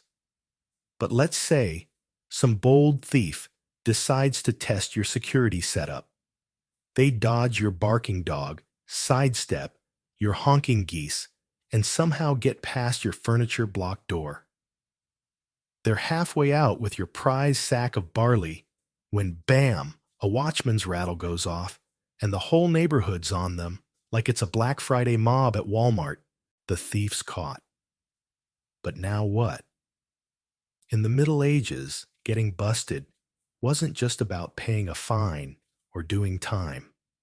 It was about facing a justice system that was part courtroom drama, part public roast, and part, let's make sure you never do this again. First, let's talk about what thieves were after, because it wasn't your PlayStation or your AirPods medieval court records from the 1300s, read like a grocery list, from a really sad potluck bread, cheese, clothing tools. And yep, chickens were the hot items.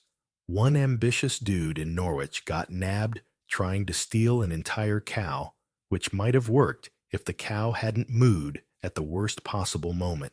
Another guy in Canterbury got caught swiping his neighbor's door, just the door, nothing else. His excuse: he said it blew off in the wind, and he was keeping it safe. Sure, buddy, tell it to the judge. The point is, medieval thieves were practical.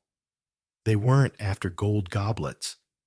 They wanted stuff to eat, wear, or sell to survive another day in this hardcore survival game we call the Middle Ages. So, what happened when you got caught? Well, medieval justice wasn't exactly law and order, but it had its own vibe. If a night watchman nabbed you, you'd be dragged to the local court, which was less about gavels and more about a grumpy town official deciding your fate, while everyone in the room gossiped like it was a high school cafeteria. The system was surprisingly organized, with a kind of 3 strikes and you're out policy, except out could mean a lot worse than a timeout. First-time offenders usually got off with a fine, which was great unless you were a peasant with no cash. Couldn't pay. No problem. You'd spend a day in the stocks, the medieval equivalent of a public shaming booth. Picture yourself locked in a wooden frame in the town square with every passerby tossing rotten veggies and yelling insults. It was like getting canceled on Twitter, but with more cabbage. Second offenses got spicier. You might get your ears nailed to a post. Don't worry, they'd cut you loose eventually, but you'd be rocking some serious piercings for a while, or you could be whipped branded or forced to wear a humiliating sign around your neck. Third time. Let's just say there wasn't usually a fourth. Repeat offenders faced banishment, imprisonment in a dank dungeon, or in extreme cases, a one-way trip to the gallows. Court records from 1375 show that about 70% of thefts were small-time food clothes tools, and most thieves got fines or stocks for their first offense. Only 10% of cases involved fancy stuff, like jewelry, and those usually ended with harsher punishments, especially if you stole from someone important. But here's where it gets interesting. Medieval justice wasn't all about chopping hands or burning at the stake. The system had a surprising amount of heart, especially if you could prove you stole out of desperation. Historians call it the bread rule. If you swiped a loaf because you were starving, courts often went easy on you. One case from 1364 tells of a guy who stole bread and got sentenced to work in the bakery instead of losing a hand. The baker ended up hiring him full-time, which is like the medieval version of a Hollywood redemption arc.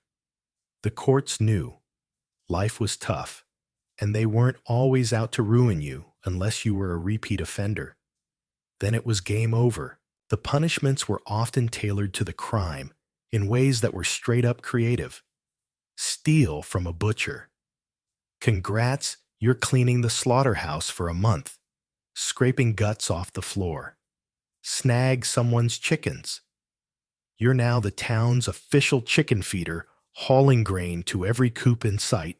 One judge in 1350 got extra sassy and made a wine thief serve as the town crier, shouting news and announcements until his voice gave out. Imagine the guy standing there, hoarse as heck, yelling, "Markets open," while everyone snickers. It was justice as performance art, and the townsfolk ate it up. In a world without Netflix or YouTube, watching a thief get their comeuppance was premium entertainment.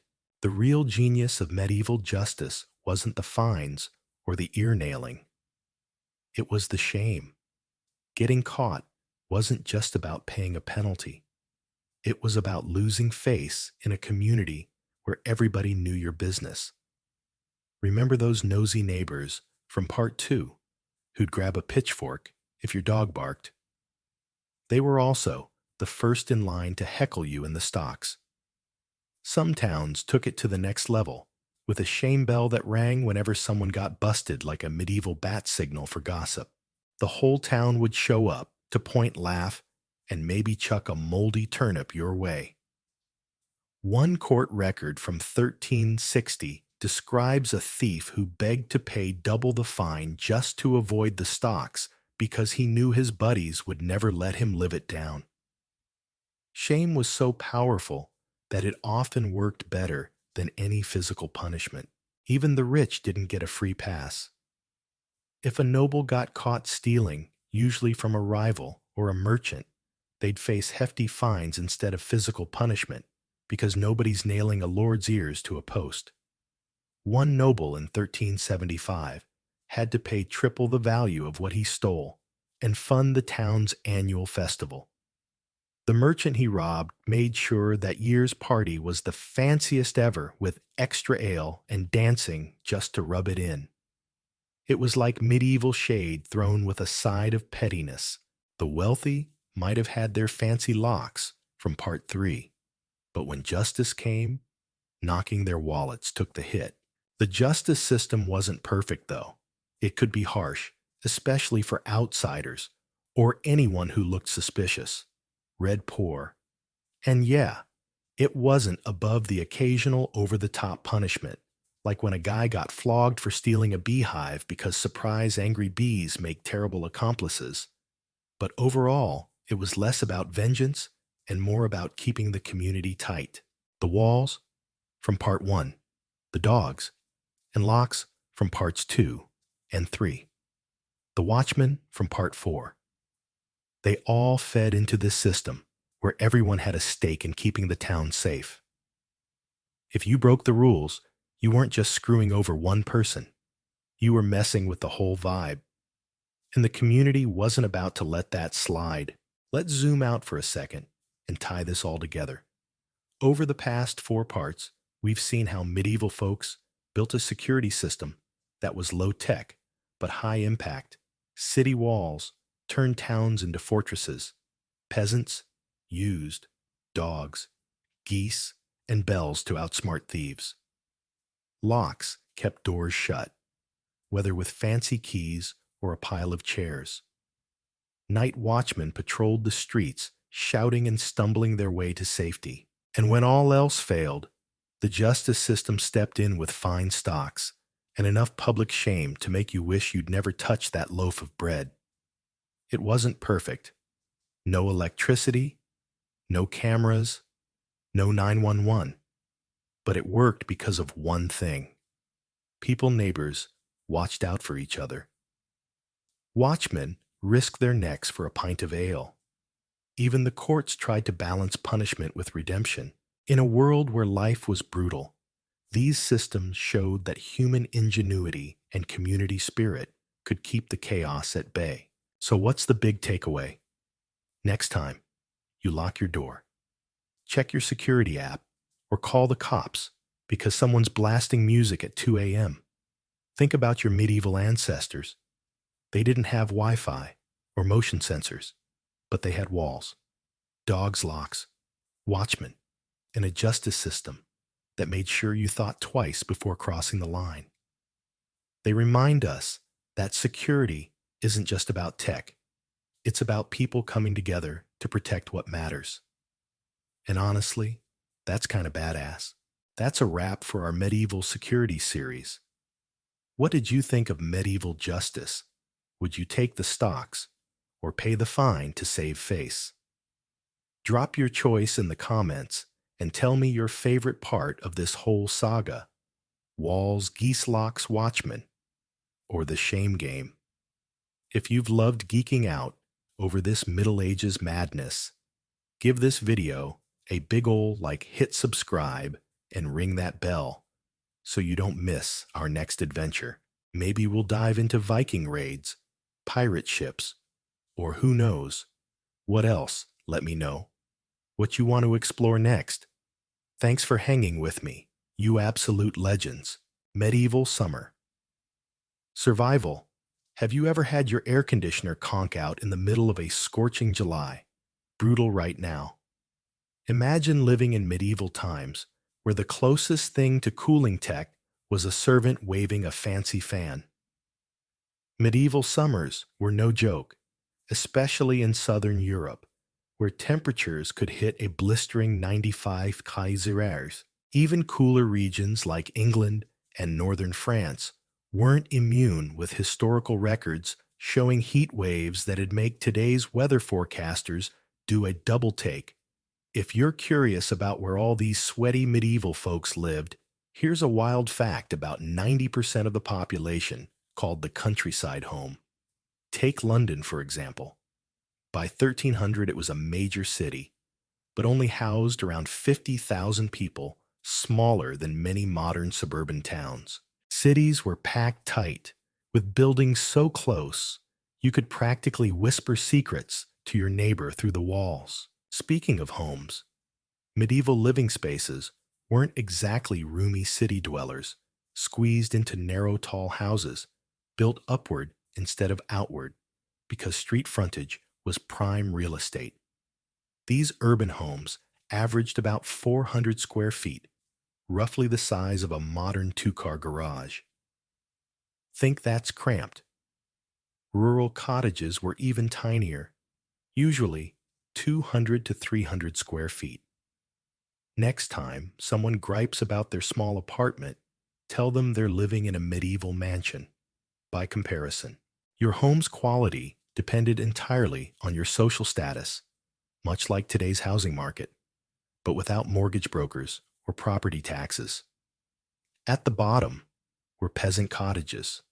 One room, dirt floor, smoky fireplace, step up to merchant houses, which mixed business and living space like today's live work lofts, just with more rats and fewer USB ports. At the top were manor houses, the medieval equivalent of luxury estates, with sprawling stone structures designed to catch any breeze they could. The real kicker: none of these homes had anything like modern temperature control. No thermostats, no electric fans, not even a bag of ice from the gas station. Medieval folks relied on clever architecture and time-tested cooling tricks passed down through generations. Surprisingly, some of their methods were so effective that modern sustainable architects are taking notes. The coolest part: while we might pity our medieval ancestors for missing out on AC, they came up with remarkably smart ways to beat the heat. Their solutions ranged from simple hacks anyone could use to elaborate systems that had impressed today's engineers. Let's dive into how they kept their cool, starting with the medieval one-percenters who basically invented luxury cooling. Money might not buy happiness, but in medieval times, it could definitely buy a cooler summer. While peasants were sweating buckets in their humble cottages, the wealthy were chilling in stone mansions with built-in cooling systems that'd make modern architects jealous. These nobles didn't just luck into comfort, they engineered it with precision, even without fancy thermodynamics. Textbooks. Let's start with those massive walls. We're not talking just thick, we're talking tank. Thick. Some castle and manor walls were up to 4 feet wide, bigger than most modern doorways. These weren't only for keeping out invaders, they were like giant insulation blocks. During hot summer days, the stone absorbed heat, keeping the interior cool. At night, it slowly released that heat, creating a natural temperature regulation system that worked round the clock.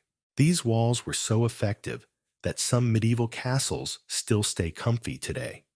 No AC required. High ceilings were another flex. They weren't just for hanging pricey tapestries. They used a simple rule: hot air rises. Some great halls had ceilings soaring 20 to 30 feet, letting the heat float way above everyone's heads while the nobles sipped wine below. Peasants stuck in their low-ceiling cottages could only dream of that kind of medieval air conditioning. Windows in these mansions were straight-up art. Tall, narrow openings were placed opposite each other to create cross breezes that'd make a real estate agent swoon.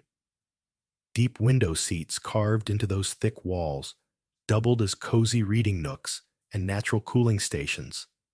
Some even had tiny drainage channels to handle rain, which also made them perfect for catching cool breezes on sweltering days. Clever nobles fitted their windows with thin alabaster screens that softened harsh sunlight while letting air flow through thick medieval tinted glass, but classier. The floors weren't just for walking on smooth stone or marble, stayed naturally cool, even on the hottest days. Walking barefoot on these floors was like flipping to the cool side of your pillow times 100. Some nobles had servants lightly dampen the floors during heat waves, creating an evaporative cooling effect like a DIY swamp cooler, minus the electricity. They even used different stones for different seasons. Darker ones for winter warmth, lighter ones for summer chill. Gardens were where the rich really showed off. These weren't just pretty yards. They were outdoor cooling systems disguised as pleasure grounds. Covered walkways called pergolas, draped with grapevines, provided shade and snacks, medieval multitasking at its finest. Large shade trees were planted to block the sun's harshest rays, and fountains weren't just for show. Moving water created cool microclimates nearby. Some gardens had sunken areas that trapped cooler air like natural AC pockets. Water features were next-level fountains, and channels cooled the air through evaporation. And the fanciest manors had water-powered fans, though the servants probably weren't thrilled about keeping the water flowing. Archaeological evidence shows some estates even had systems that sprayed a fine mist in garden areas during brutal heat waves. Then there were the underground storage cellars, keeping a steady 55-degree year-round. These were perfect for storing food and doubling as cooling retreats. Think of it as the medieval version of hiding in your basement during a heat wave, just with more wine barrels and fewer gaming consoles. Some cellars were massive, holding enough food for hundreds and circulating cool air through cleverly designed shafts. All these tricks combined to make wealthy homes surprisingly comfortable, proving medieval architects were pros at beating the heat. Meanwhile, the common folk had to get scrappy with their own cooling hacks, and they came up with some genius moves that didn't cost a single coin. While the rich lounged in their stone palaces with misting fountains, medieval peasants had to get creative to stay cool.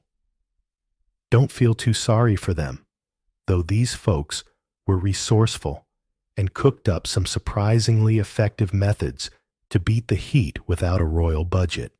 Their secret weapon, thatch roofing. These weren't just straw hats for houses. They were high-tech insulation systems that had put some modern roofs to shame. A well-made thatch roof could be 12 to 14 inches thick, with layered construction that trapped cool air like prehistoric bubble wrap. Studies of surviving thatched cottages show these roofs could lower indoor temperatures by up to 15 degrees compared to the outdoor heat.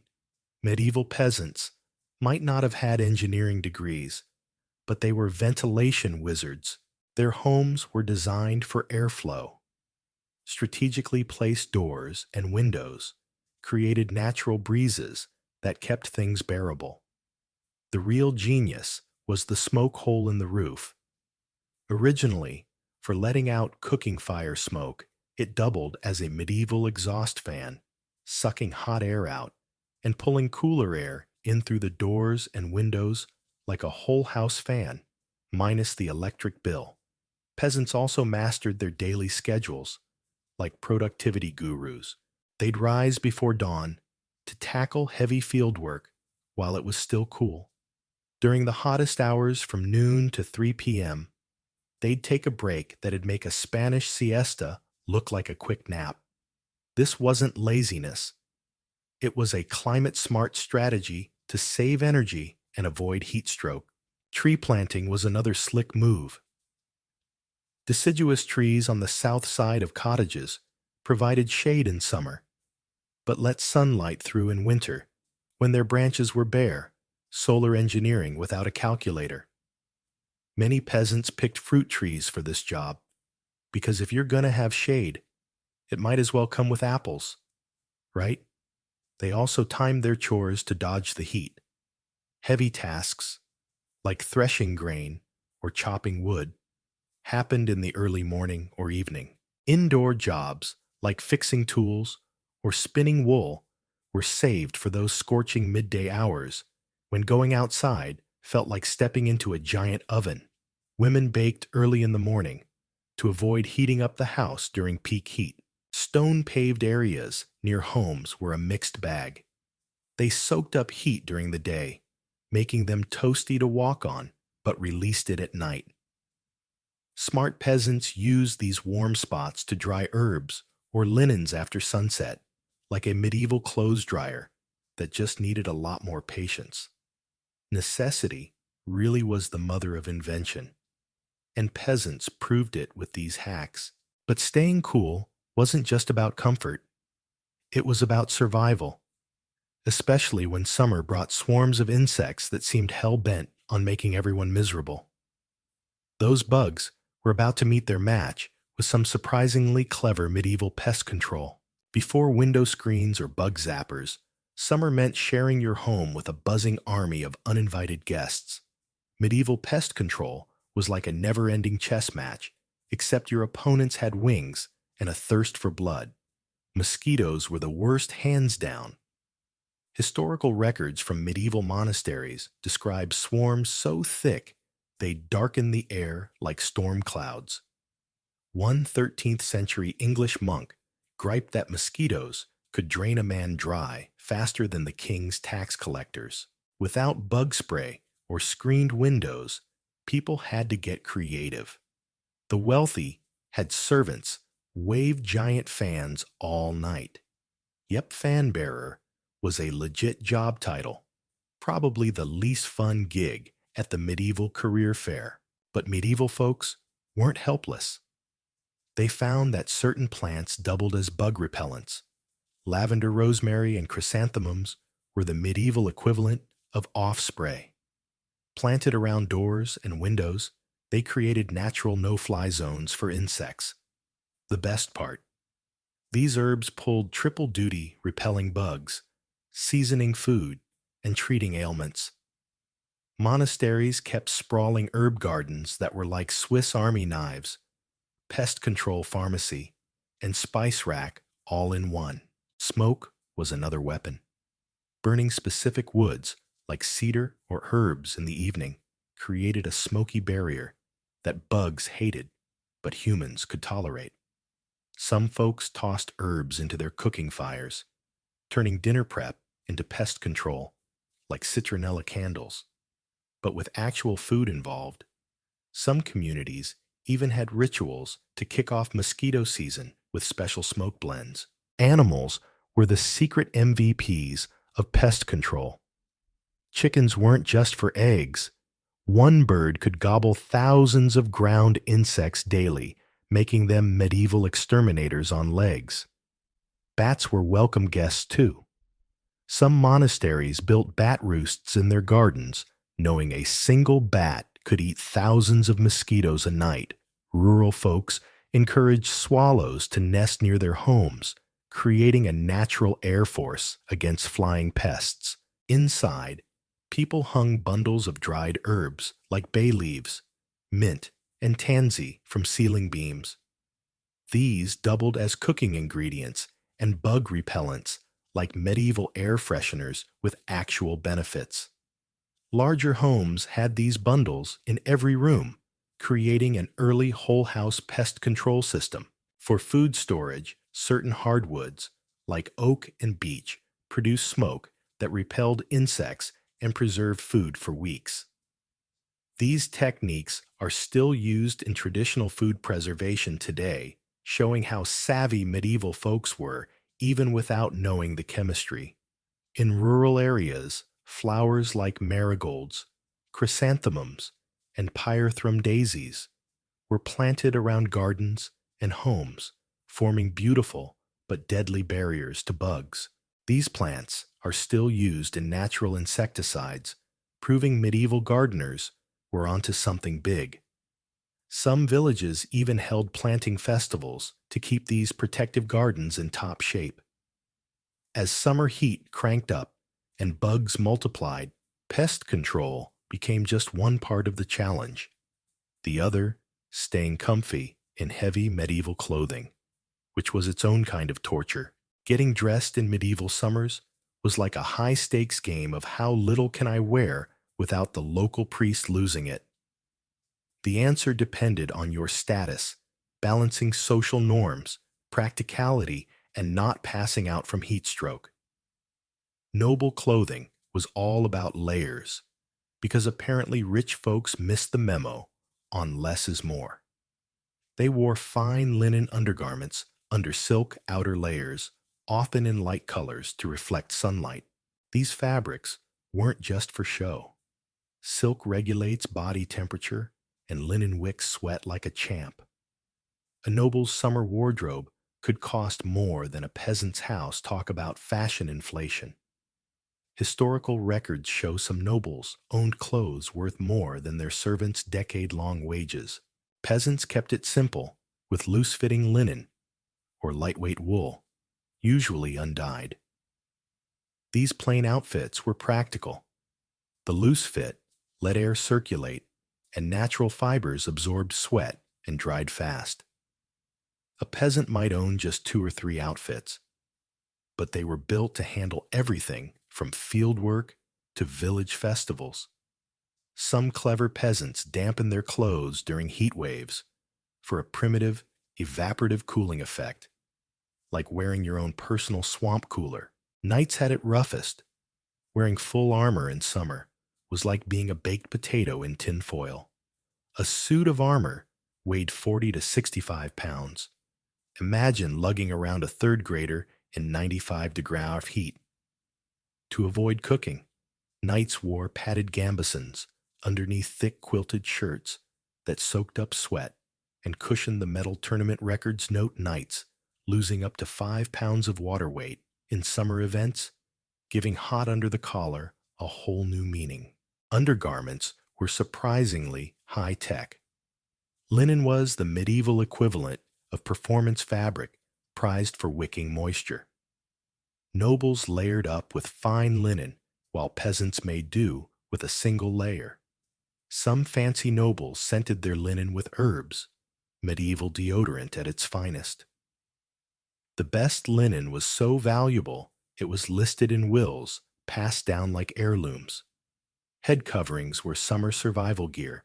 Peasants in the fields wore wide-brimmed straw hats that'd make modern sun hats look flimsy. Noble women rocked silk veils or light caps, while men sported various hats based on status. A 14th century fashion guide warned wealthy women to wear pale veils in summer, lest the sun turn you common-looking medieval shade at its peak. Shoes got a summer makeover too. Peasants often went barefoot in the hottest months. Freefoot, AC nobles wore lightweight leather shoes or indoor slippers, some with tiny ventilation holes like medieval Crocs, just with more style. The wealthiest swapped shoes between morning and afternoon as the ground heated up. The real fashion victims were the clergy, stuck in heavy black robes that turned them into human ovens. Church records even debated loosening the dress code during heat waves. But spoiler, the answer was usually no. One French monastery noted monks dozing off during summer services, probably because their robes were cooking them alive. Divine devotion was no match for heat exhaustion. All this effort to stay cool led to some wild solutions for sun protection. And when it came to medieval sunscreen, things got really interesting. Before SPF bottles, medieval folks had to get creative, and their sun protection methods would make modern dermatologists either cheer or cringe. The most famous sunscreen recipe comes from the Trotula, a 12th century medical text by a female physician named Trotta of Salerno. It's like a medieval chemistry experiment gone rogue mix: lily root, white lead, mastic, frankincense, camphor, and lard, then finish with rose water. Not exactly drugstore material. That white lead. It was the medieval version of zinc oxide, except it could poison you. People knew it was risky. One writer warned, "It makes the face white, but shortens life." But beauty standards were worth dying for, apparently. Common folks with more sense and less cash stuck to practical sun protection. Wide-brimmed straw hats and long sleeves were standard for field workers, keeping them from turning into medieval lobsters. Sunburn remedies were surprisingly legit. Egg whites with rose water, aloe, vera. Yep, they had it. And herbal poultices. Cucumber juice mixed with vinegar was a popular after-sun treatment, not far off from modern lotions, minus the fake green dye. Work hours were planned to dodge peak sun, with outdoor tasks in the early morning or late afternoon, and indoor jobs for midday. This wasn't just about avoiding sunburn. It was about survival. Medical texts, record cases of severe sunstroke like a stone mason who worked through noon and wandered in mind for 3 days. Medieval. OSHA would have had a field day. Cultural attitudes toward sun exposure were wild tanned skin. Screamed peasants so pale skin was a status symbol. Nobles went to extremes, wearing thick veils, gloves, or staying under servant-carried canopies. Town markets stretched canvas awnings over busy areas, creating shaded shopping zones that'd impress modern mall designers.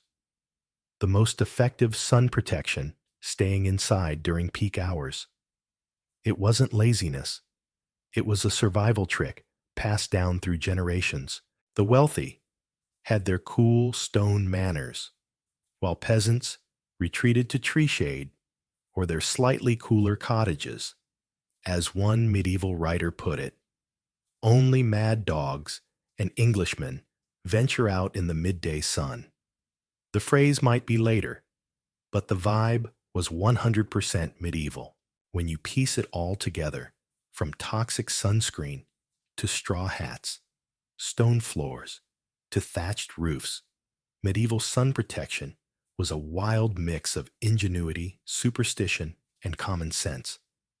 They might not have known about UV rays or SPF, but they sure knew how to avoid getting fried, literally and figuratively.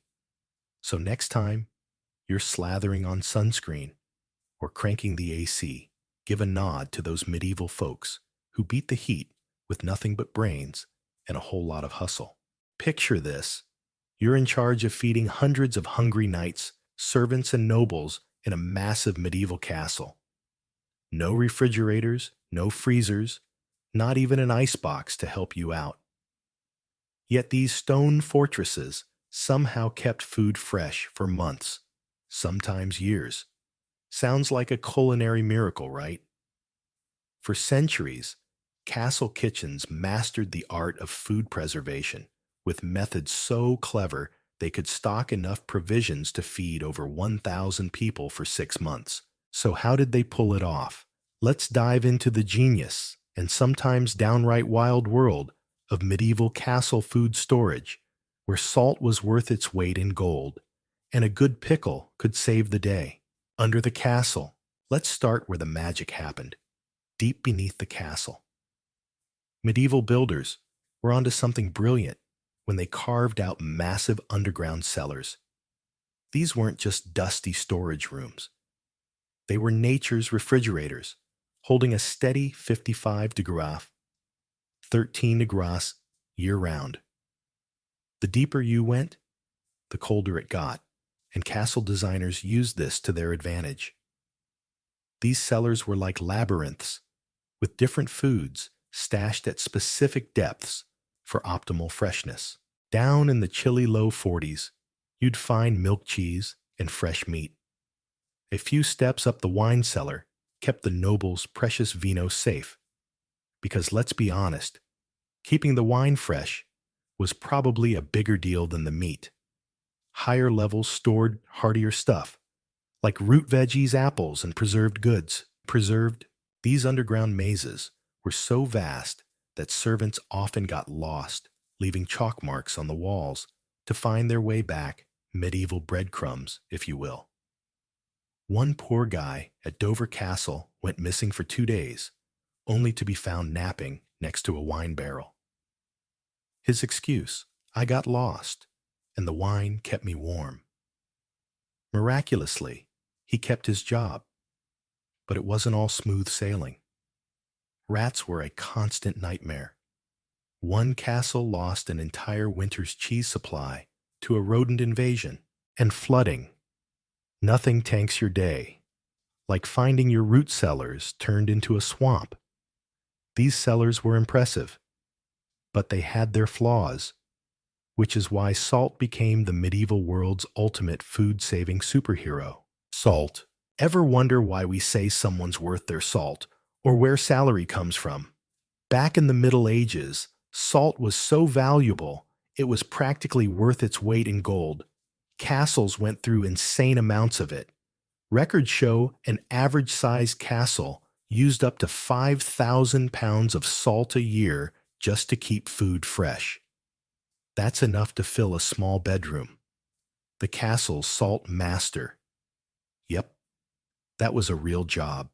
Knew exactly which salt worked best for what.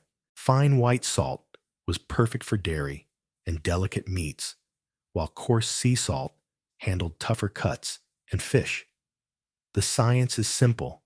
Salt sucks water out of food and bacteria, stopping spoilage in its tracks.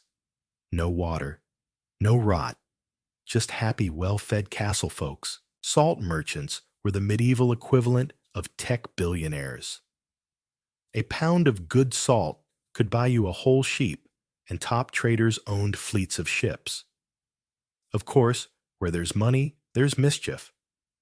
Some shady merchants got busted selling fake salt made from ground white stones. Talk about taking salt and battery to a new level. Even castle doctors got in on the action, prescribing salted foods as medicine headache. Try some salted fish. Stomach ache. Preserved lemons might do the trick. Compared to other medieval remedies, salt was probably the least weird thing they suggested. But salt wasn't the only preservation trick up the castle's sleeve. Sometimes they took a smokier route to keep food fresh. Smoking. The medieval castle's smoking yard was like a prehistoric BBQ joint, minus the paper napkins and debates over sauce recipes. These dedicated smokehouses, set just outside the castle walls to avoid fire risks, processed up to 200 pounds of meat a day during peak seasons. Court records show a castle housing 150 people needed about 18,000 pounds of smoked meat to get through winter. No wonder the smokehouses were under guard. You didn't want someone swiping your bacon stash. Each type of wood brought its own flavor to the table. Oak was the workhorse, burning slow and steady to give meat a rich, smoky taste that lasted up to 4 months. Applewood was saved for fancy feasts, perfect for wild boar or venison, when the Lord wanted to impress. Alderwood was the go-to for fish, giving salmon and trout that delicate smokiness we still love today. The smoke master knew exactly which wood to use and when. Timing was everything. Late autumn saw smokehouses running round the clock, with 3 or 4 chambers going at once. Some meats hung in the smoke for weeks, with hams taking up to 3 months to cure. Smoke masters worked in shifts, keeping the fires alive day and night. Castle records show they were basically the unsung heroes of winter survival. Funnily enough, these medieval smoking techniques aren't far off from what modern BBQ pros use. The big difference: medieval smoke masters didn't have to stress about posting the perfect brisket pic on Instagram, while smoking worked wonders for meat and fish. Veggies needed a different approach, one that involved a whole lot of vinegar and some serious elbow grease. Pickled. Medieval castle kitchens took pickling to epic levels. Archaeologists have dug up massive pickling vessels in castle ruins that could hold 100 gallons, enough to pickle 800 pounds of veggies at once. That's a lot of medieval pickles. Records from Dover Castle show they pickled 40 to 60% of their yearly vegetable harvest, turning their gardens into a year-round vitamin C supply. Forget just cucumbers and onions. Castle cooks pickled everything they could get their hands on. Cabbage. Obviously. Turnips. You bet eggs and beet juice. Yup. And they turned a striking purple that probably made the castle kids giggle at dinner. Some castles even pickled imported fruits like lemons and oranges, treating them like luxury goods, reserved for the Lord's table. One cranky baron reportedly threatened to toss his cook in the dungeon for serving his prized pickled plums to common soldiers. Castle gardens dedicated whole sections to pickling herbs like dill, garlic, and mustard seeds. Vinegar was the real MVP, and every serious castle had its own vinegar-making setup, usually tucked away in a corner. Because, let's face it, fermenting vinegar smells like a gym locker room. Pickling was so critical that castles employed a pickle master who kept detailed logs of every batch. These medieval recipe books have survived, showing us their tricks, like adding grape leaves to keep pickles crisp, a hack modern picklers still use. The pickle master's logs were like the castle's food diary, making sure nothing went to waste, while pickling kept veggies fresh. There was one sweet solution that took preservation to a whole new level: honey. Medieval castles were obsessed with honey, and for good reason. It's a preservation powerhouse. Archaeologists have found honey-preserved food still edible after thousands of years, thanks to its high sugar content, natural hydrogen peroxide acidity, and bee-made enzymes that make it a microbial death trap. Castles kept sprawling bee yards about a quarter mile from their walls, strategically placed near flowering meadows and orchards. A typical castle had around 100 hives, producing enough honey for both food and medicine. Beekeepers lived in cottages near the hives, making them the only skilled workers who didn't bunk in the castle. They got extra ale rations. Apparently, medieval folks thought drinking helped ward off bee stings, and pretty sweet pay for the time. The castle infirmary had its own honey stash, using light spring honey for coughs and wounds, and darker autumn honey for preserving fruits and meats. Honey-preserved foods were the medieval hospital's version of get-well-soon candy. In the kitchen, cooks got creative dipping fruits in heated honey for a protective coating, layering root veggies in honey-soaked linens, or even packing fish in honey for long trips. One medieval recipe book describes preserving whole geese in honey, though it doesn't say how they stopped servants from sneaking a spoonful of the sweet stuff. Honey wasn't just a preservative, it was a status symbol, and beekeepers were valued almost as much as the castle's master builders. Architecture. Speaking of builders, the castle's architecture was a food preservation game changer. Every stone passageway and window played a role in keeping food fresh. Castle architects were like Tetris masters, designing storage spaces with surgical precision. Grain silos held up to 20,000 pounds of wheat cheese. Caves maintained perfect humidity, and spice rooms had custom ventilation. They even used a formula for every 100 people. You needed about 1,000 square feet of specialized storage.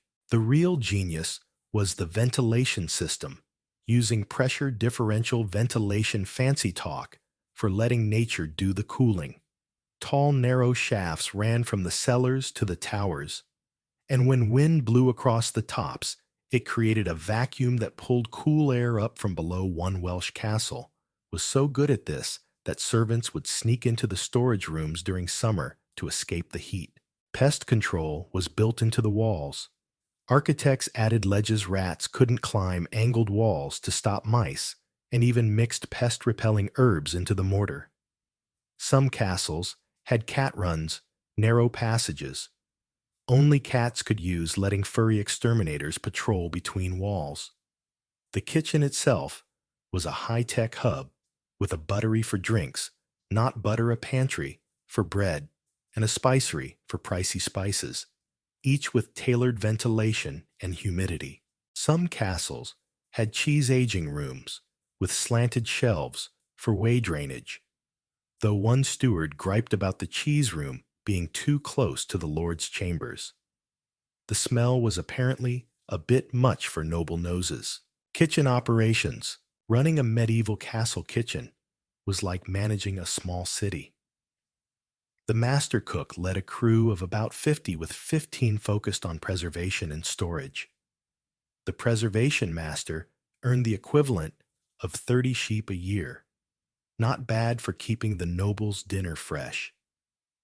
Kitchen apprentices started at age 12, spending 2 years learning to sniff out spoiled meat rotate stocks and stop nobles from raiding the winter preserves.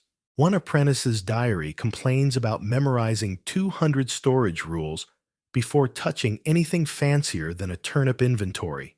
Tracking was slick. Head cooks used tally sticks, chalk marks on barrels, and numbered tags for meat. Archaeological digs have found loaded dice near the hearth kitchen, gambling anyone, and recipes scratched into walls. Seasonal challenges. The preservation calendar was a year-round hustle. Spring meant pickling and smoking last winter's stores before they spoiled.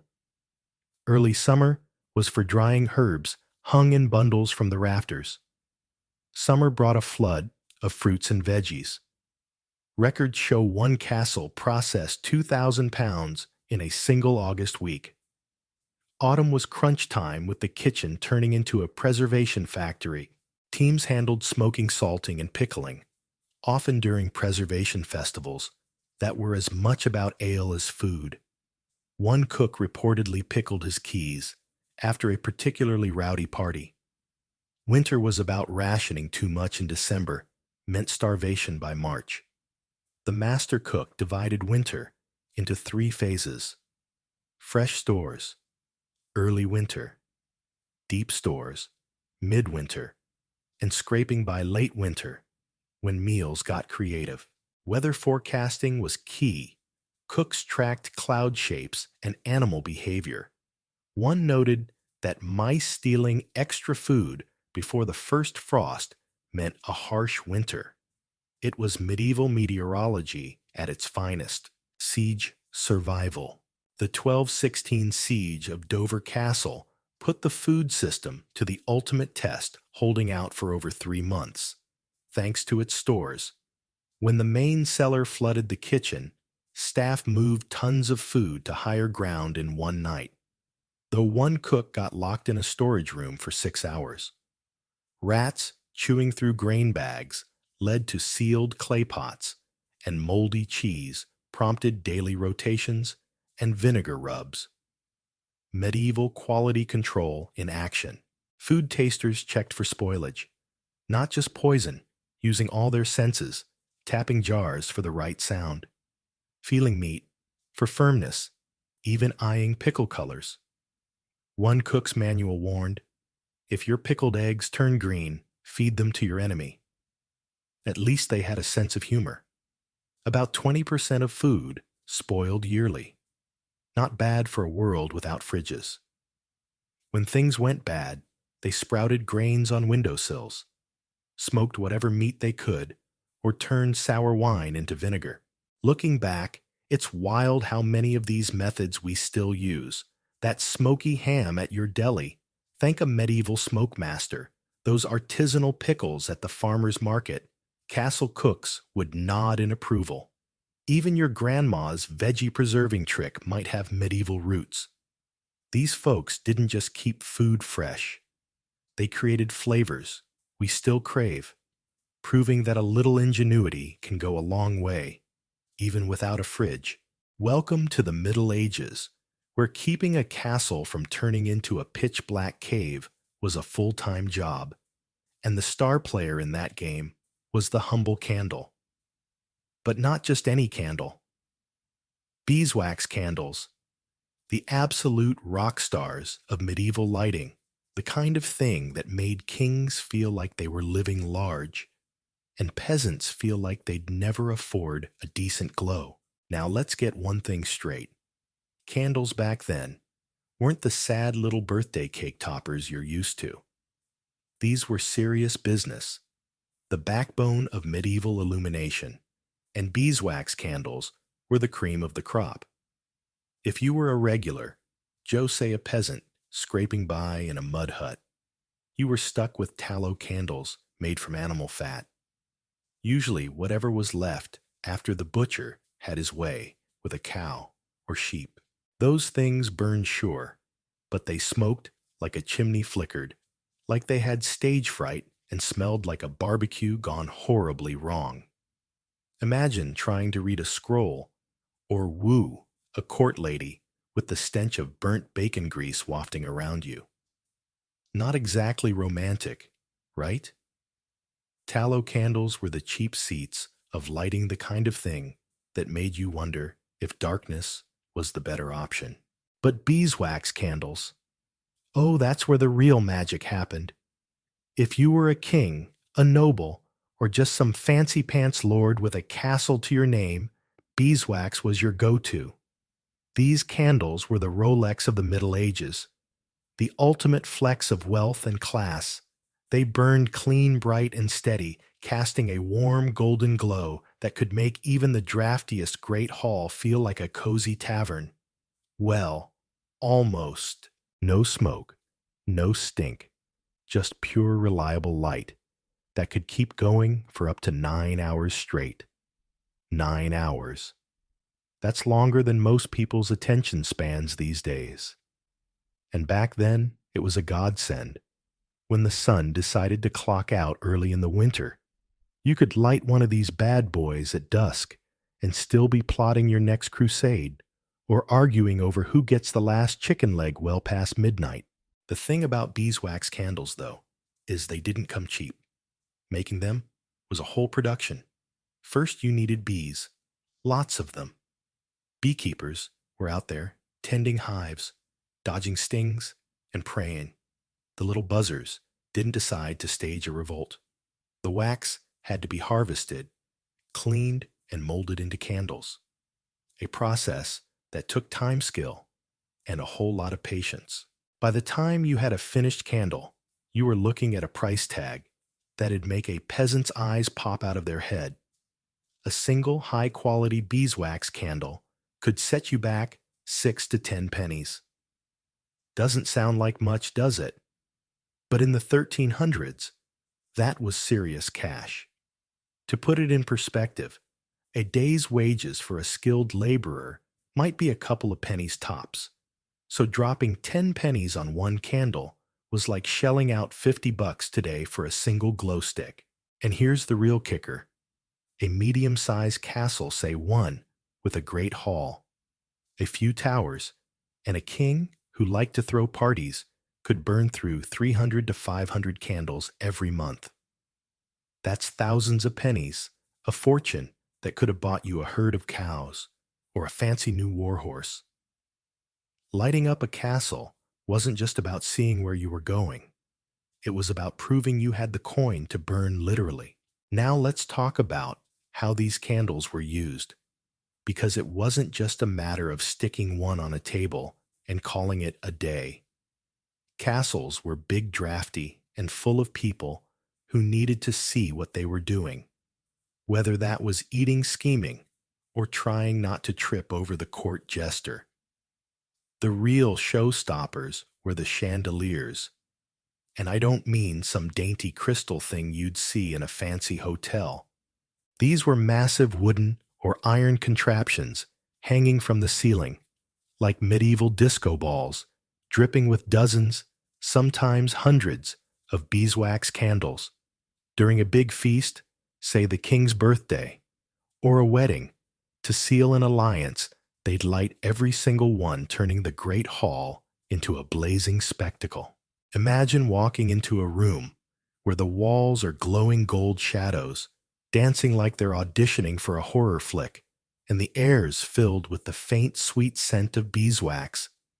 To a medieval noble, that was like stepping into Times Square on New Year's Eve.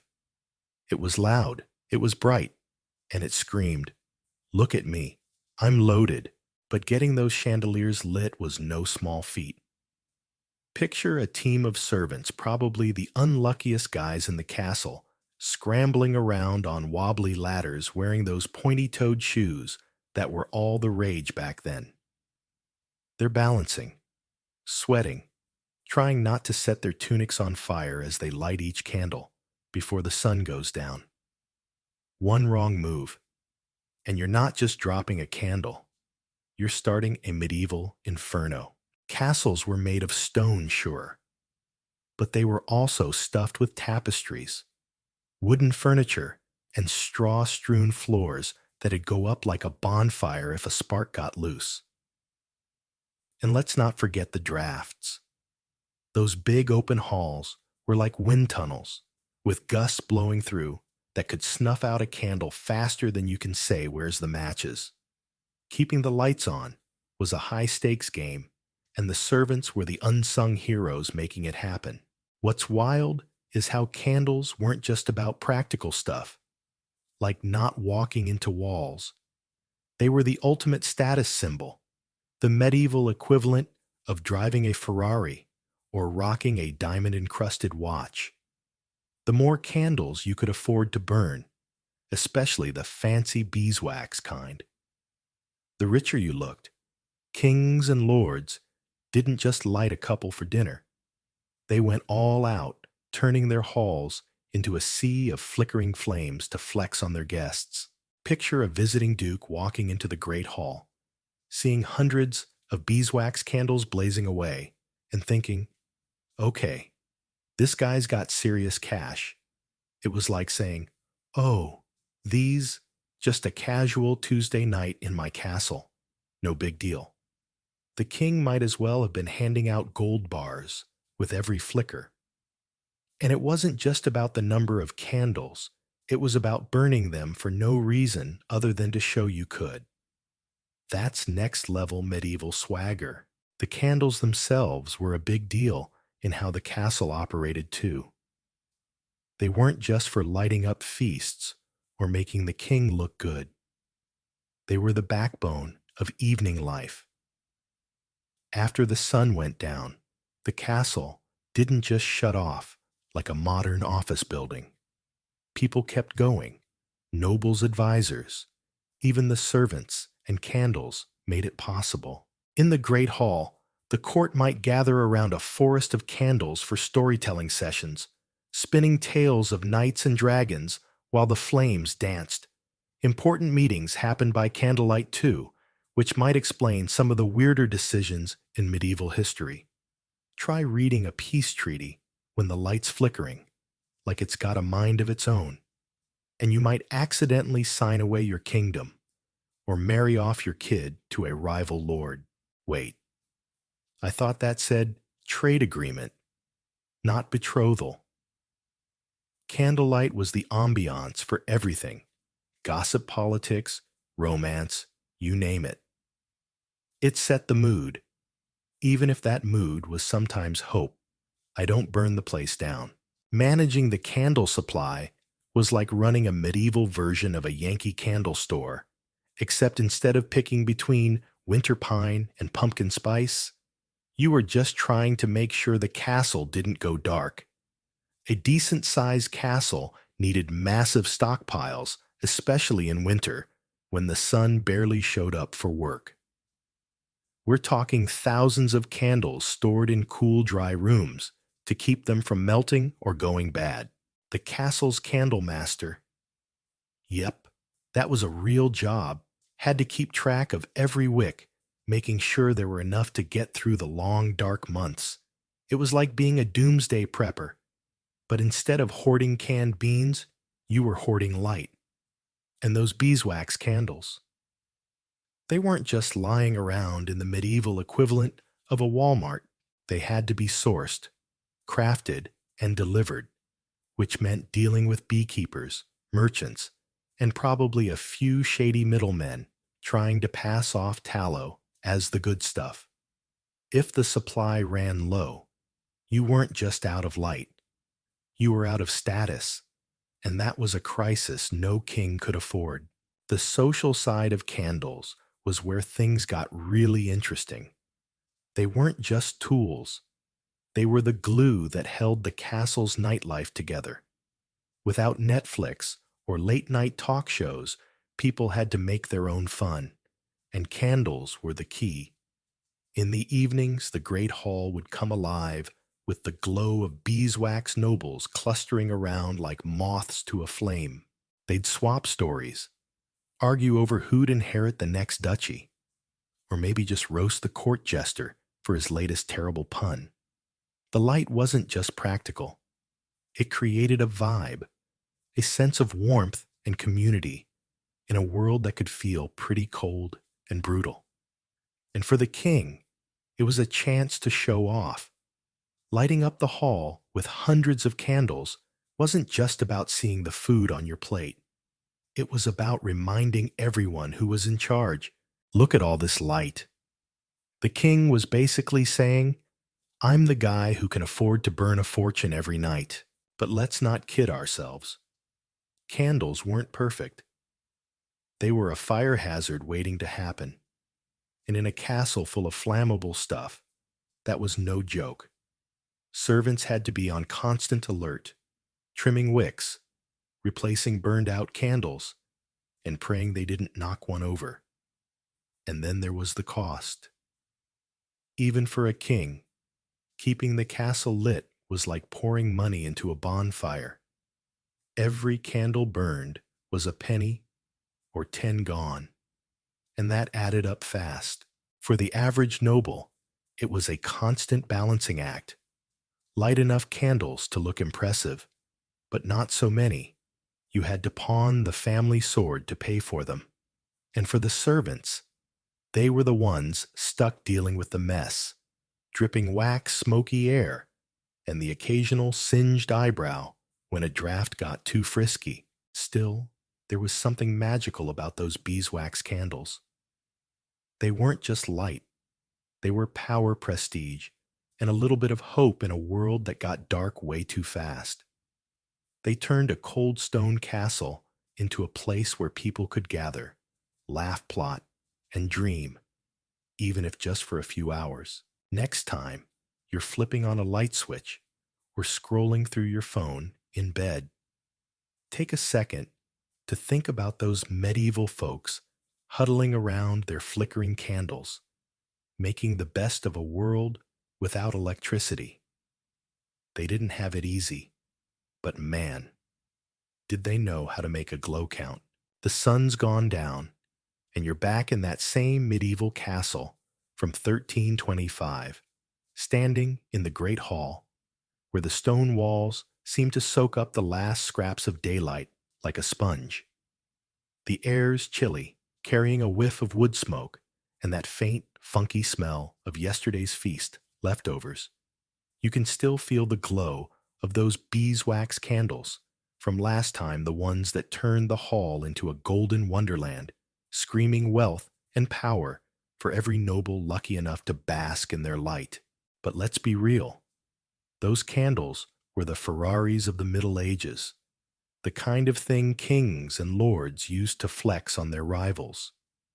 If you weren't rolling in gold, or if you were just a practical sort, trying to keep the castle running without bankrupting the kingdom, you needed something less flashy, more reliable, something that could light up the place without costing a peasant's yearly wages. Enter the oil lamp, the unsung hero of medieval lighting, the workhorse that kept the castle from turning into a pitch-black maze when the sun clocked out.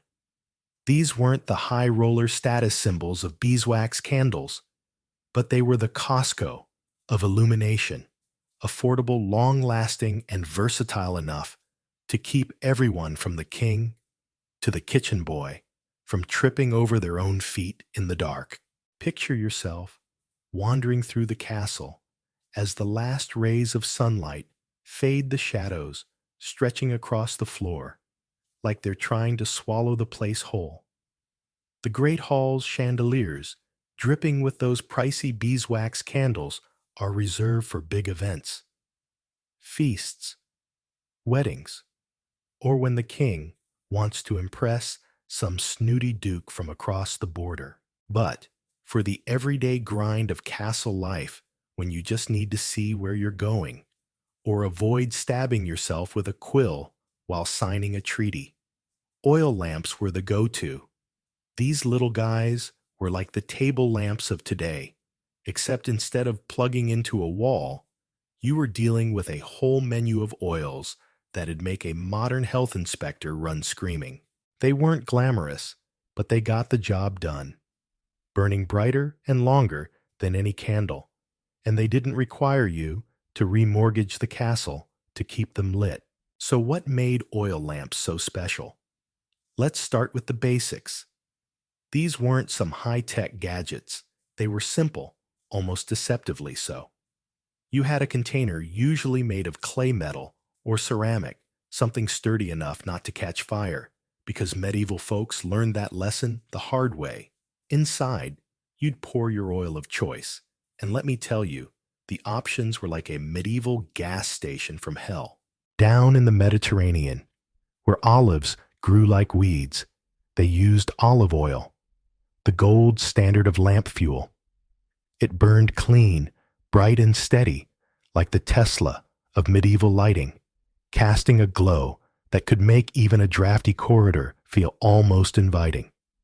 But head north to England or France, where olive trees were about as common as palm trees in Alaska, and things got funkier.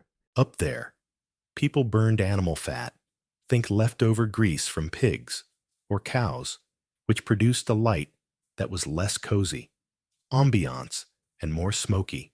Campfire gone wrong.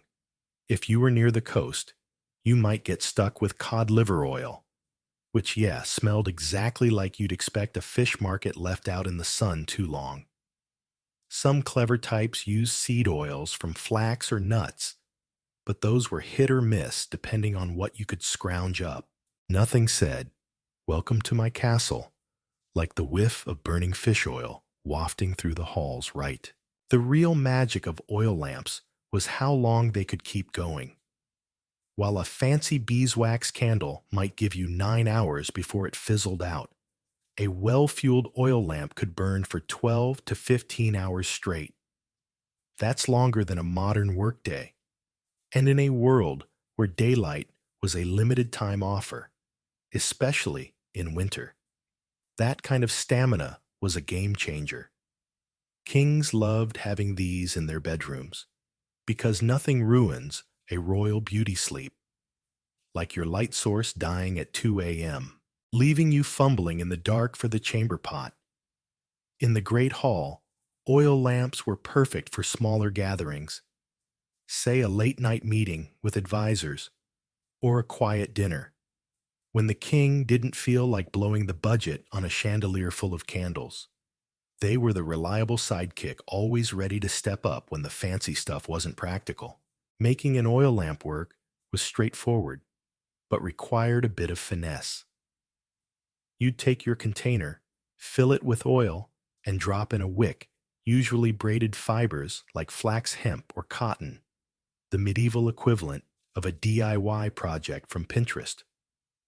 The wick would soak up the oil, and when you lit it, the flame would draw fuel steadily, giving you a consistent glow. It was like assembling IKEA furniture, except instead of swearing over a missing screw, you were trying not to set your beard on fire. The design was so simple, it was almost genius, but it wasn't foolproof. Spill the oil, and you'd have a mess that'd make a medieval tapestry look like a lost cause. And if you didn't trim the wick just right, you'd get a smoky, flickering flame that'd make you wish you'd stuck with darkness. What set oil lamps apart from candles was their practicality. Candles, especially the beeswax kind, were a status symbol, but they were high maintenance. You had to stockpile them like a doomsday prepper, and if your supply ran low, you were out of luck. Oil lamps, on the other hand, were the smart shopper's choice. Oil could be stored for months, even years, without going bad, like buying in bulk at a medieval Costco. You could stock up on barrels of olive oil or animal fat, refill your lamps as needed, and never worry about running out midwinter. It was the kind of forward thinking that made castle managers look like they had their act together, even if they were secretly freaking out about the firewood budget. Plus, oil was easier to source than beeswax. You didn't need a whole army of beekeepers to keep the lights on, just a steady supply of olives, pigs, or fish, depending on where you were. The way oil lamps were used in the castle was like an art form. They weren't just plopped down anywhere. They were strategically placed to make the most of their light. You'd find them tucked into wall niches, specially carved alcoves that were like the medieval version of recessed lighting. Some had reflective surfaces behind them. Think polished metal or smooth stone to bounce the light around, making the room feel brighter. It was like the castle designers were saying, "We might not have electricity, but we've got interior decorating down to a science." Lamps sat on tables in private chambers, hung from holders in corridors, or perched on stands in the kitchen, where the cook needed to see whether that stew was dinner or a science experiment gone wrong. The portability was a big deal too. Unlike those massive chandeliers that took a team of servants to manage one person, could grab an oil lamp and carry it wherever they needed to go. Midnight snack run to the kitchen. No problem. Just take your trusty lamp and hope you didn't trip over a sleeping hound on the way. But let's talk about the vibe oil lamps created, because it wasn't just about seeing where you were going. These lamps had a softer, steadier glow than candles, less dramatic, but more intimate. In the king's private chambers, A few oil lamps could turn a cold stone room into a place where you might actually want to hang out. Advisors would gather around, squinting at scrolls by the flickering light, debating whether to invade the next kingdom or just send them a strongly worded letter. In the servants' quarters, a single lamp might be the only thing keeping the room from feeling like a dungeon. Its glow, a quiet reminder that even the lowliest kitchen boy deserved a bit of light. And in the bedrooms, oil lamps were a lifesaver. Imagine trying to get ready for bed in a castle, slipping out of your tunic, dodging the inevitable spider webs, and praying you didn't step on something squishy. A lamp's steady burn meant you could actually see what you were doing, which was probably a bigger deal than anyone admitted. The social hierarchy of lighting was still a thing, though. Just like beeswax candles were, for the elite oil lamps had their own pecking order. If you were in a swanky Mediterranean castle, olive oil lamps were the gold standard reserved for the Lord's private rooms, or the chapel where you wanted to impress God without stinking up the place. Up north, where animal fat or fish oil was the norm, the smellier lamps were relegated to the kitchens or the guards' barracks, where nobody cared if the air smelled like a bad day at the docks. The king might have a fancy ceramic lamp with intricate carvings, while the servants made do with a chipped clay one that looked like it had seen better days. But even the lowliest lamp was a step up from total darkness, and in a castle that was worth its weight in gold. The real challenge with oil lamps was keeping them running smoothly. Refilling them was a delicate operation. One wrong move, and you'd have oil all over the floor, turning your fancy hall into a medieval slip and slide. And the wicks needed constant attention. Let them get too long, and you'd have a smoky mess. Trim them too short, and the flame would sputter out like a bad Tinder date. Servants were the unsung heroes here too, darting around to refill lamps, adjust wicks, and pray they didn't spill anything on the Lord's favorite tapestry. Cleaning up oil stains in the 1300s wasn't exactly a walk in the park, and you can bet nobody wanted to be the guy who ruined the Queen's favorite rug. Despite the hassle, oil lamps were a godsend for castle life. They were cheaper than beeswax candles, easier to maintain than a chandelier, and versatile enough to fit any room from the king's bedroom to the scullery. They didn't have the same in-your-face glamour as a hall full of candles, but they were the backbone of everyday lighting, keeping the castle humming when the sun wasn't pulling its weight. They let people work, eat gossip, and scheme long after dark, turning a cold stone fortress into a place where life could keep going, even in the dead of winter. You're back in that same medieval castle, 1325, standing in a stone corridor that feels like it's holding its breath as the last light of day slips away. The air's heavy with the scent of damp straw roasted meat from the kitchen, and a hint of that sweet beeswax from the candles you saw lighting up the great hall in all its golden glory. Those candles were the king's way of saying, "Look at me. I'm richer than God," burning through a fortune just to flex on his guests. Then there were the oil lamps, the practical workhorses flickering away in every corner, keeping the castle from turning into a pitch-black labyrinth with their steady, no-nonsense glow. But tonight, you're not here for the soft ambiance of candles or the quiet reliability of lamps. Tonight, you're about to witness the rock stars of medieval lighting, the ones that turned every hallway into a scene from a Hollywood blockbuster torches. These weren't just sticks with a bit of fire on top. They were giant flaming beasts that could make a castle feel like it was ready for its close-up in an action movie, complete with drama, danger, and a whole lot of whoa, that's badass energy. Step into the castle's main corridor, where the stone walls stretch up into shadows that seem to eat the light. The sun's gone, and the place is getting dark fast, the kind of dark that makes you wonder if you're about to walk into a wall, or worse, a very cranky night. The servants are bustling their footsteps, echoing as they haul in the night's lighting supplies.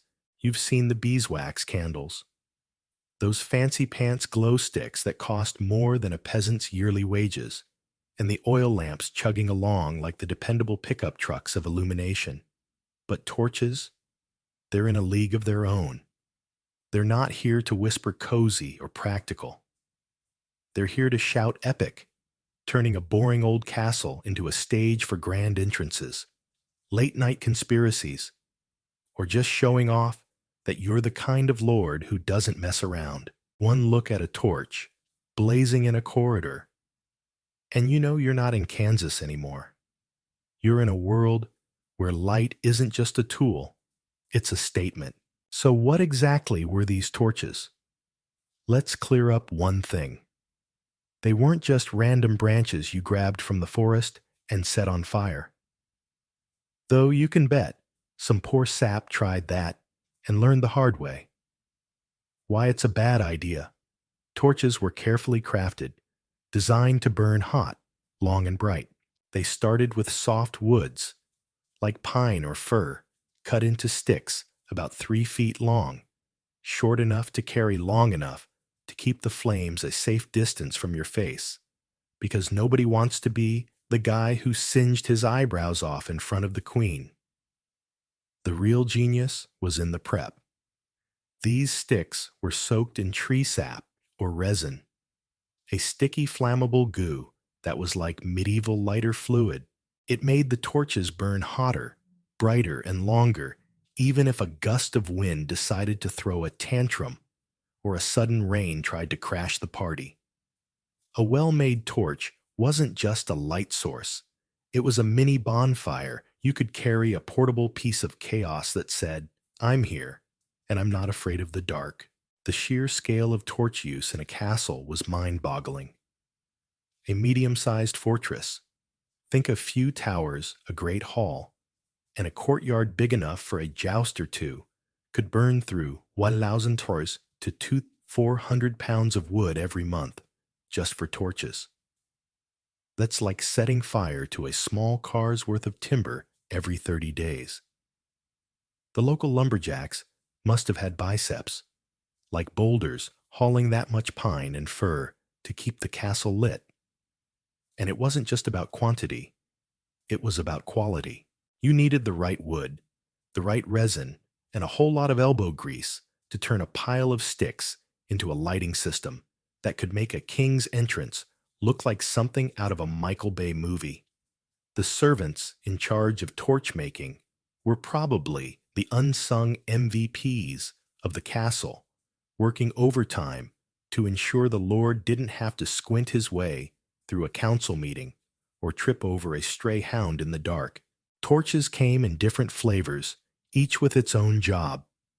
The handheld ones were like the medieval equivalent of a flashlight, perfect for when you needed to check out a creepy noise in the dungeon or sneak to the kitchen for a midnight meat pie.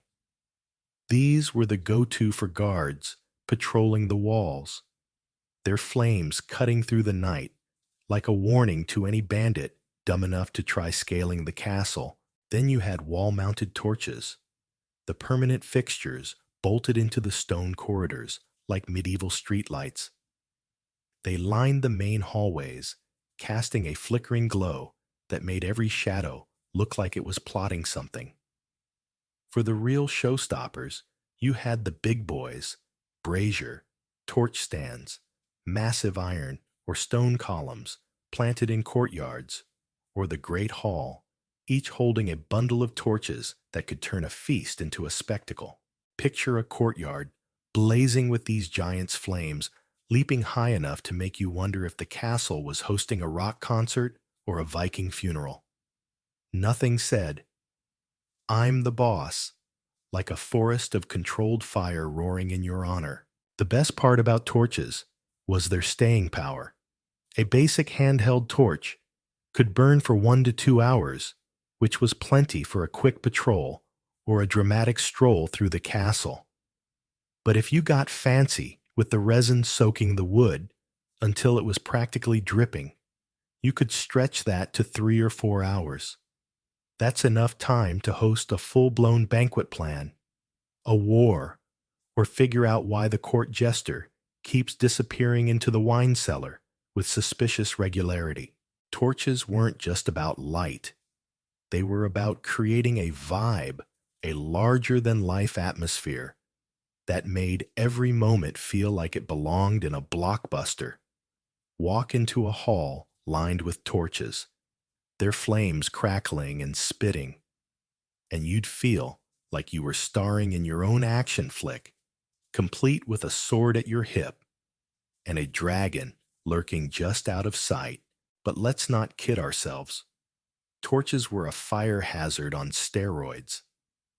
In a castle stuffed with tapestries, wooden beams, and straw-strewn floors, a single misplaced torch could turn the place into a medieval barbecue.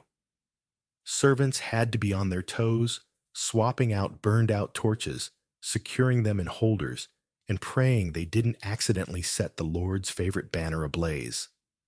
The wall-mounted ones were bolted in tight, but the handheld torches were a gamble. Hand one to a clumsy guard or a tipsy noble, and you were one drop stick away from a disaster. You can imagine the chaos. "Sorry, my lord. I didn't mean to torch the dining hall." The castle's fire safety plan probably boiled down to yell really loud and hope for rain, which wasn't exactly reassuring when you were surrounded by flammable everything. The social game with torches was just as intense as with candles.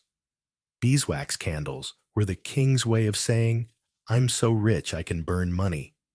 And oil lamps were the practical choice for keeping things running. Torches, though, they were pure drama, the kind of thing you used when you wanted everyone to know you were a big deal. A lord hosting a feast might line the courtyard with brazier stands their flames roaring, like they were auditioning for a role in a fantasy epic. It wasn't just about lighting the way for guests. It was about making them feel like they'd stepped into a legend. Visiting nobles would see those torches and think, "Okay, this guy's not messing around." It was the medieval equivalent of rolling up to a party in a tricked-out sports car, with neon lights and a sound system that could wake the dead. For the everyday castle, grind torches were the backbone of nighttime operations. Guards relied on them to patrol the walls, their flames a beacon against the darkness, warning off any would-be intruders. In the corridors, they kept the place from feeling like a haunted house, their light bouncing off the stone to create a path for servants scurrying between tasks.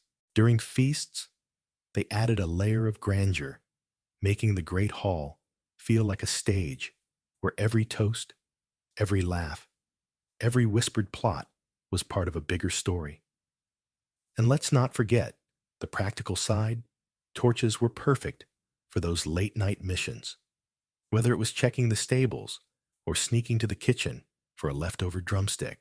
The air's thick with the familiar mix of wood smoke roasted meat and a faint whiff of whatever the kitchen's been cooking for the past week. Night's falling fast, and the shadows are creeping in, turning the corridors into a maze of gloom.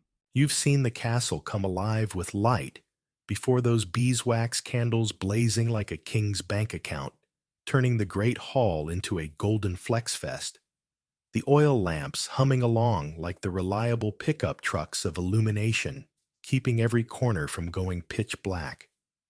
And the torches, those flaming rock stars that made every hallway feel like a scene from a Hollywood epic, complete with enough drama to singe your eyebrows.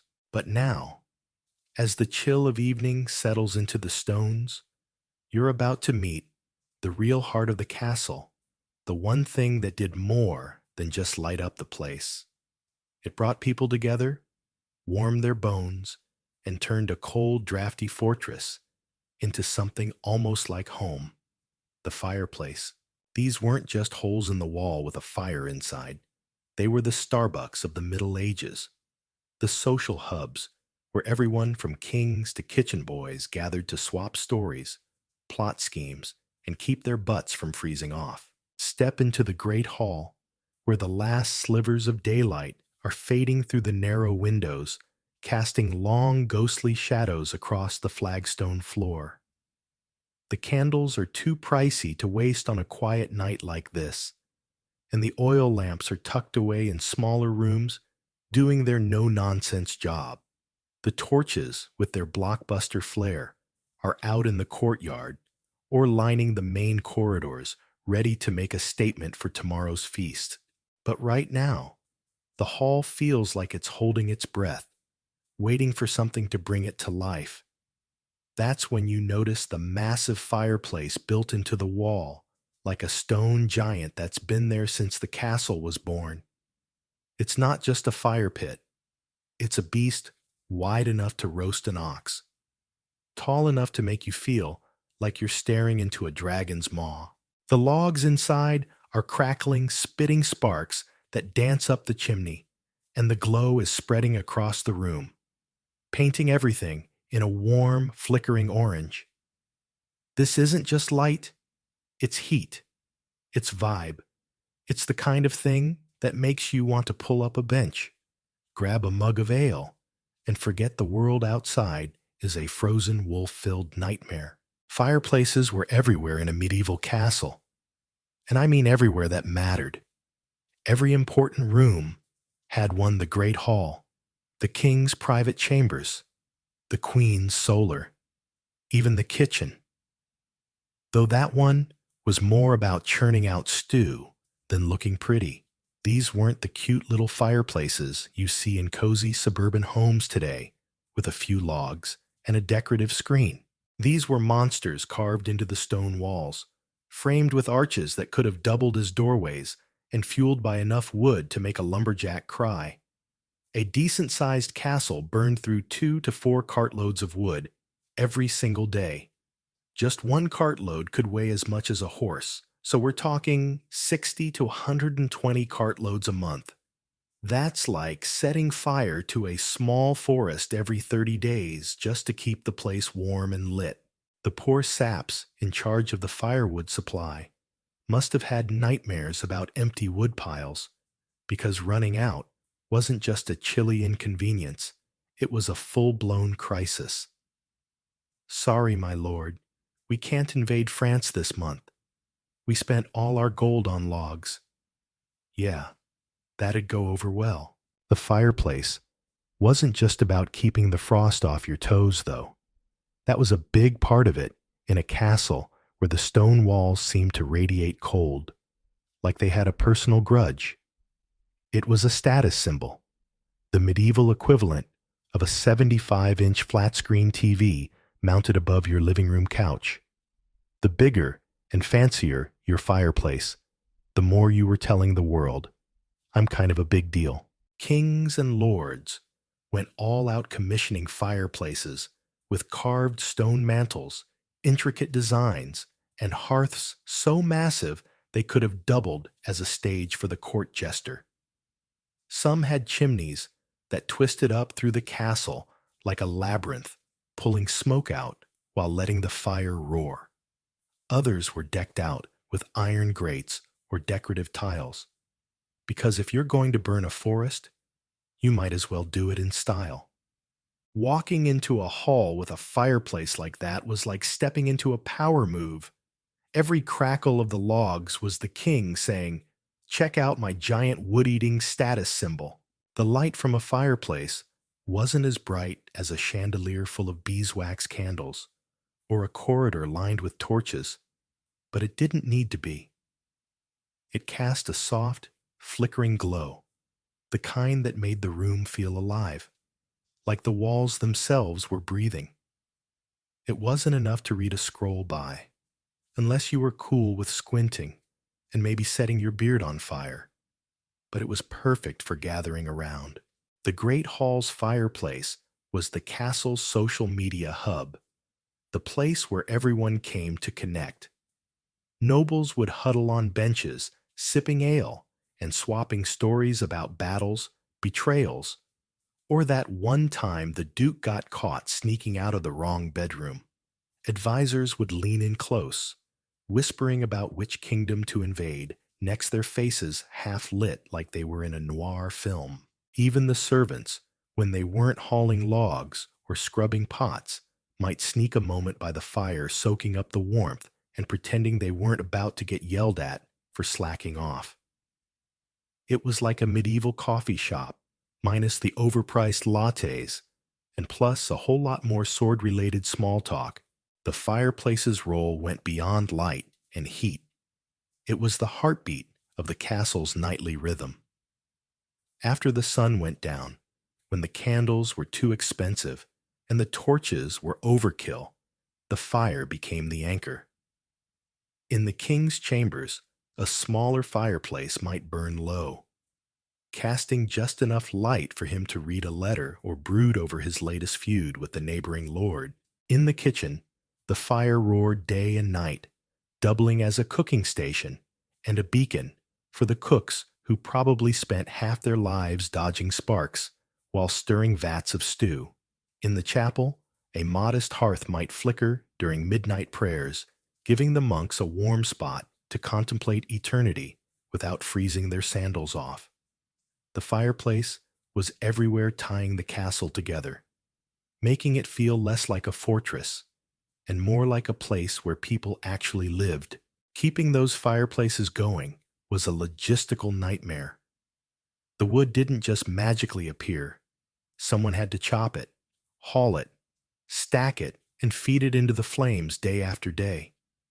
A single fireplace in the Great Hall could eat through a cartload of logs in a night, and with multiple fires burning across the castle, the woodpile was a constant worry. Lumberjacks were out there hacking away at forests, their arms probably bigger than most knights, while servants lugged armfuls of logs up winding staircases, cursing every step. The castle's woodmaster, yep, another real job, had to keep track of it all, making sure the supply didn't run dry, especially in winter when a dead fire meant a frozen castle and a very cranky king. And let's not forget the cleanup. Ashes piled up faster than you could say, "Where's the broom?" And if you didn't clear them out, the fire would choke, leaving you with a smoky mess that'd make the hall smell like a bad barbecue. The fireplaces weren't without their downsides. For one, they were a fire hazard, though not as bad as a dropped torch. A stray spark could catch a tapestry or a pile of straw, and suddenly your fancy feast is a five-alarm disaster. The chimneys helped sucking smoke up and out, but they weren't perfect. Clogs were common, and a smoky hall was nobody's idea of a good time. The light was another issue. It was warm and cozy, sure, but it was dim, casting more shadows than it chased away. If you were trying to do anything precise, like sew a tunic or read a map, you'd need a candle or lamp to back you up. And the heat. It didn't exactly reach every corner. The folks closest to the fire were toasty, but if you were stuck at the far end of the hall, you might as well be sitting in a snowbank. Still, there was something undeniably magical about the fireplace. It wasn't just a light source or a heater. It was the soul of the castle, the place where stories were born. Plans were hatched, and people found a moment of comfort in a world that was often cold, dark, and brutal. It drew everyone together, from the king, plotting his next war, to the servant, dreaming of a day off. The crackle of the logs, the dance of the flames, the way the light played across the stone. It was like a promise that no matter how bad things got outside, there was still warmth, still light, still a reason to keep going. The air's crisp, carrying the scent of pine from the nearby forest, a hint of smoke from the great hall's roaring fireplace, and that ever-present whiff of whatever the kitchen's been stewing for days, nights taking over, and the castle's coming alive with the lights you've come to know. Like old buddies down in the great hall, those beeswax candles are blazing like a king's personal gold mine, turning the place into a glowing brag fest for the nobles. In the corridors, oil lamps flicker like the dependable sidekicks.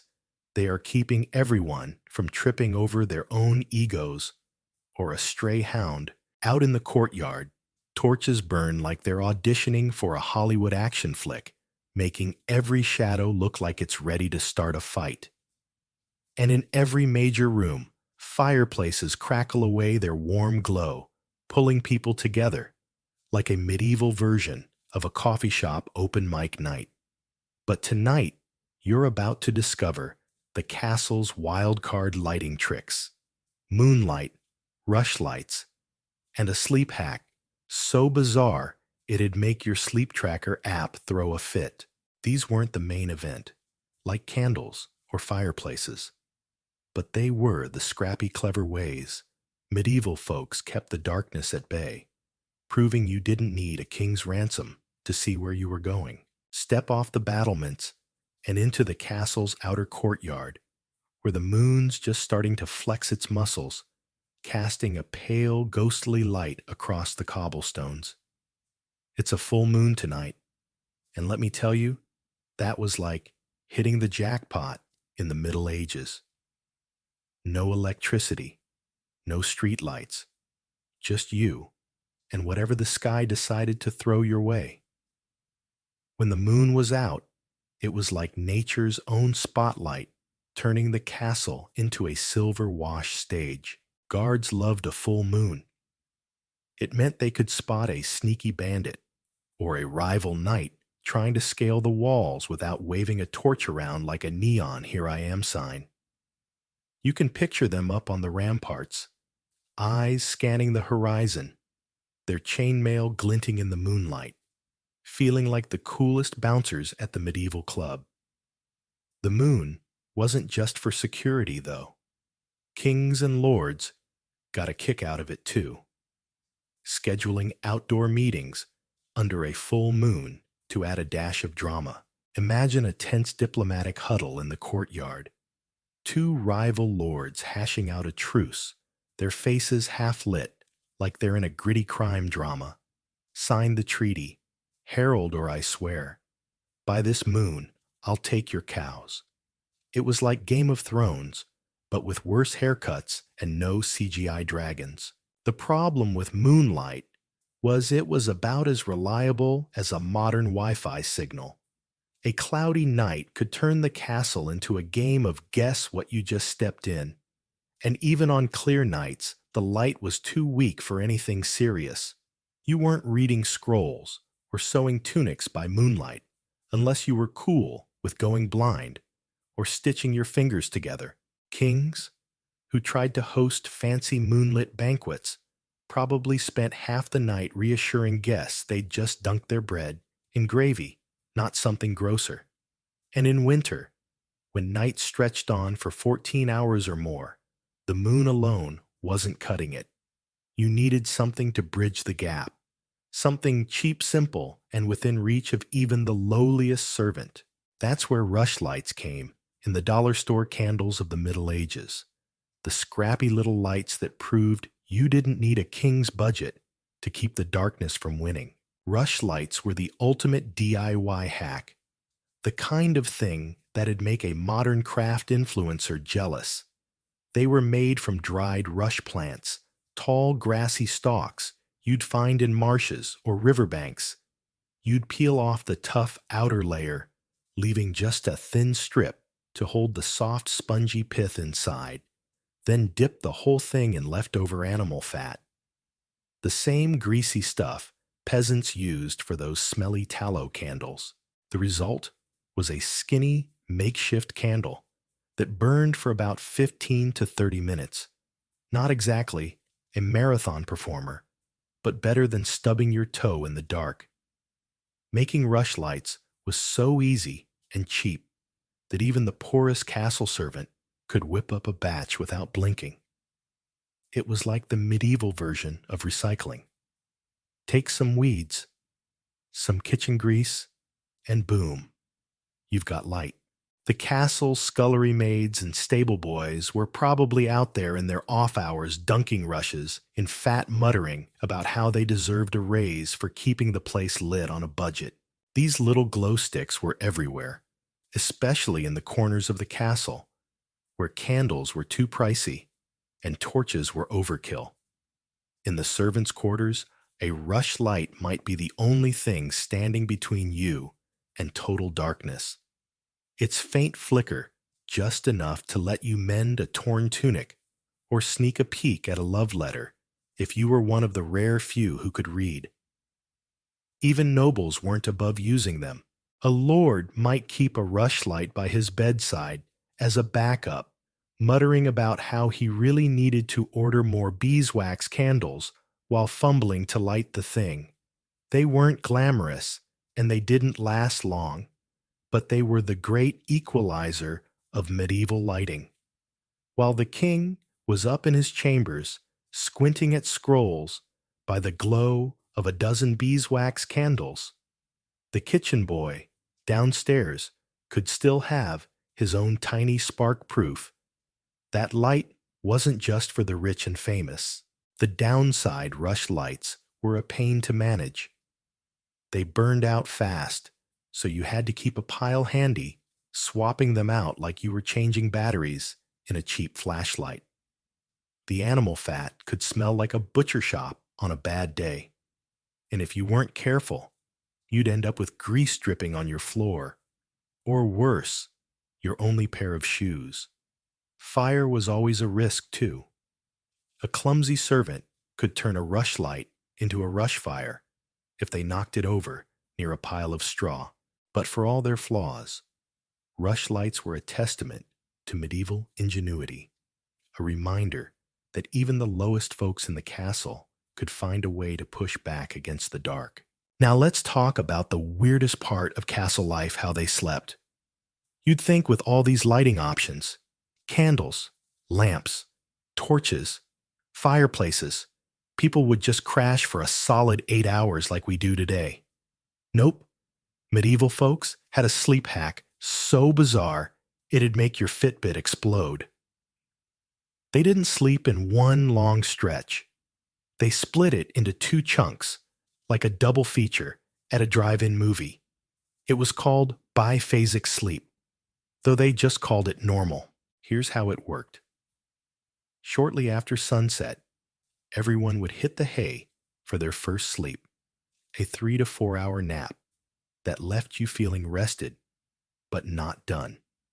Then in the middle of the night, you'd wake up for a couple of hours of what we'd call medieval me time. This wasn't just lying there, staring at the ceiling. It was a whole vibe. Kings might use the time to read important scrolls, squinting by the faint glow of a rushlight or an oil lamp, probably cursing the lack of reading glasses. Advisors would hold secret meetings, whispering about betrayals or battle plans in the flickering firelight, because nothing says top secret like a 2 a.m. chat.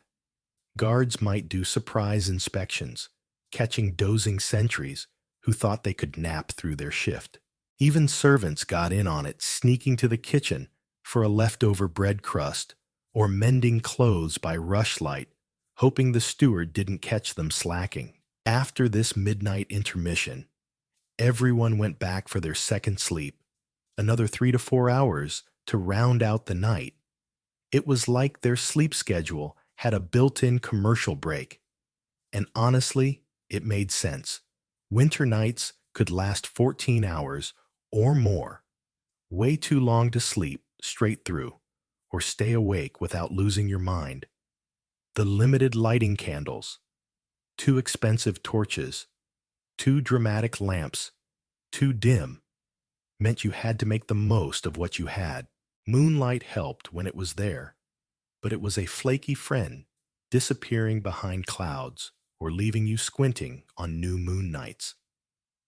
Rush lights were cheap, but burned out fast, so you weren't keeping them lit all night unless you wanted to spend your life dipping rushes in grease. Biphasic sleep. Let people stretch out the dark hours using moonlight, rush lights, or a fireplace's dying embers to get stuff done before crashing again. This sleep pattern wasn't just a quirky habit, it shaped castle life. During that midnight wake-up, the place was like a ghost town with a pulse. Guards swapped shifts, their rush lights bobbing like fireflies as they trudged along the walls. Servants tiptoed through the kitchens, prepping dough for tomorrow's bread, or stealing a moment to gossip by a fading fire. The king might wander his chambers, a rushlight in hand, pretending to do important king stuff, while really just craving a snack. It was a strange, quiet time lit by the weakest light's moonlight, when the sky cooperated, rushlights, when it didn't. Yet, it felt alive, like the castle was whispering its secrets in the dark. Moonlight rushlights and biphasic sleep weren't the stars of the castle's lighting show, but they were the scrappy underdogs that kept things moving. They proved you didn't need a fortune to fight the dark, just a bit of ingenuity and a willingness to roll with the weirdness. Wake up. It's 1325. How medieval soldiers were forged in misery. Good morning, you soft, Wi-Fi dependent modern soul. Imagine waking up in 1325. No coffee, no memory foam, mattress, just a pile of moldy straw and fleas, staging a coup on your skin. You're not here to scroll X or binge Netflix. You're here to become a medieval soldier. And trust me, it's less epic. Night montage and more survive, or become fertilizer. Behind every blood-soaked army was a system that churned out fighters from kids who'd rather be napping. Let's dive into the brutal, darkly hilarious world that built them, where career choice meant, here's a stick, don't die. From cradle to combat squires at 7 forget, dreaming of being an astronaut or TikTok star. In medieval times, kids didn't get career quizzes. By age 7, when you were still losing at multiplication, boys were shipped off to be squires. No take out the trash chores here. These kids polished armor, heavier than their dreams, fed war horses that could crush them like a soda can, and served as human punching bags for older trainees. Think of them as living crash test dummies, learning don't die before they knew what death was. Bedtime stories. Nah. Try bedtime. Combat drills. Fairy tales were swapped for lessons on where to stab, so it hurts most. Some squires could list 50 sword moves before they could spell their names. Reading wasn't for fun.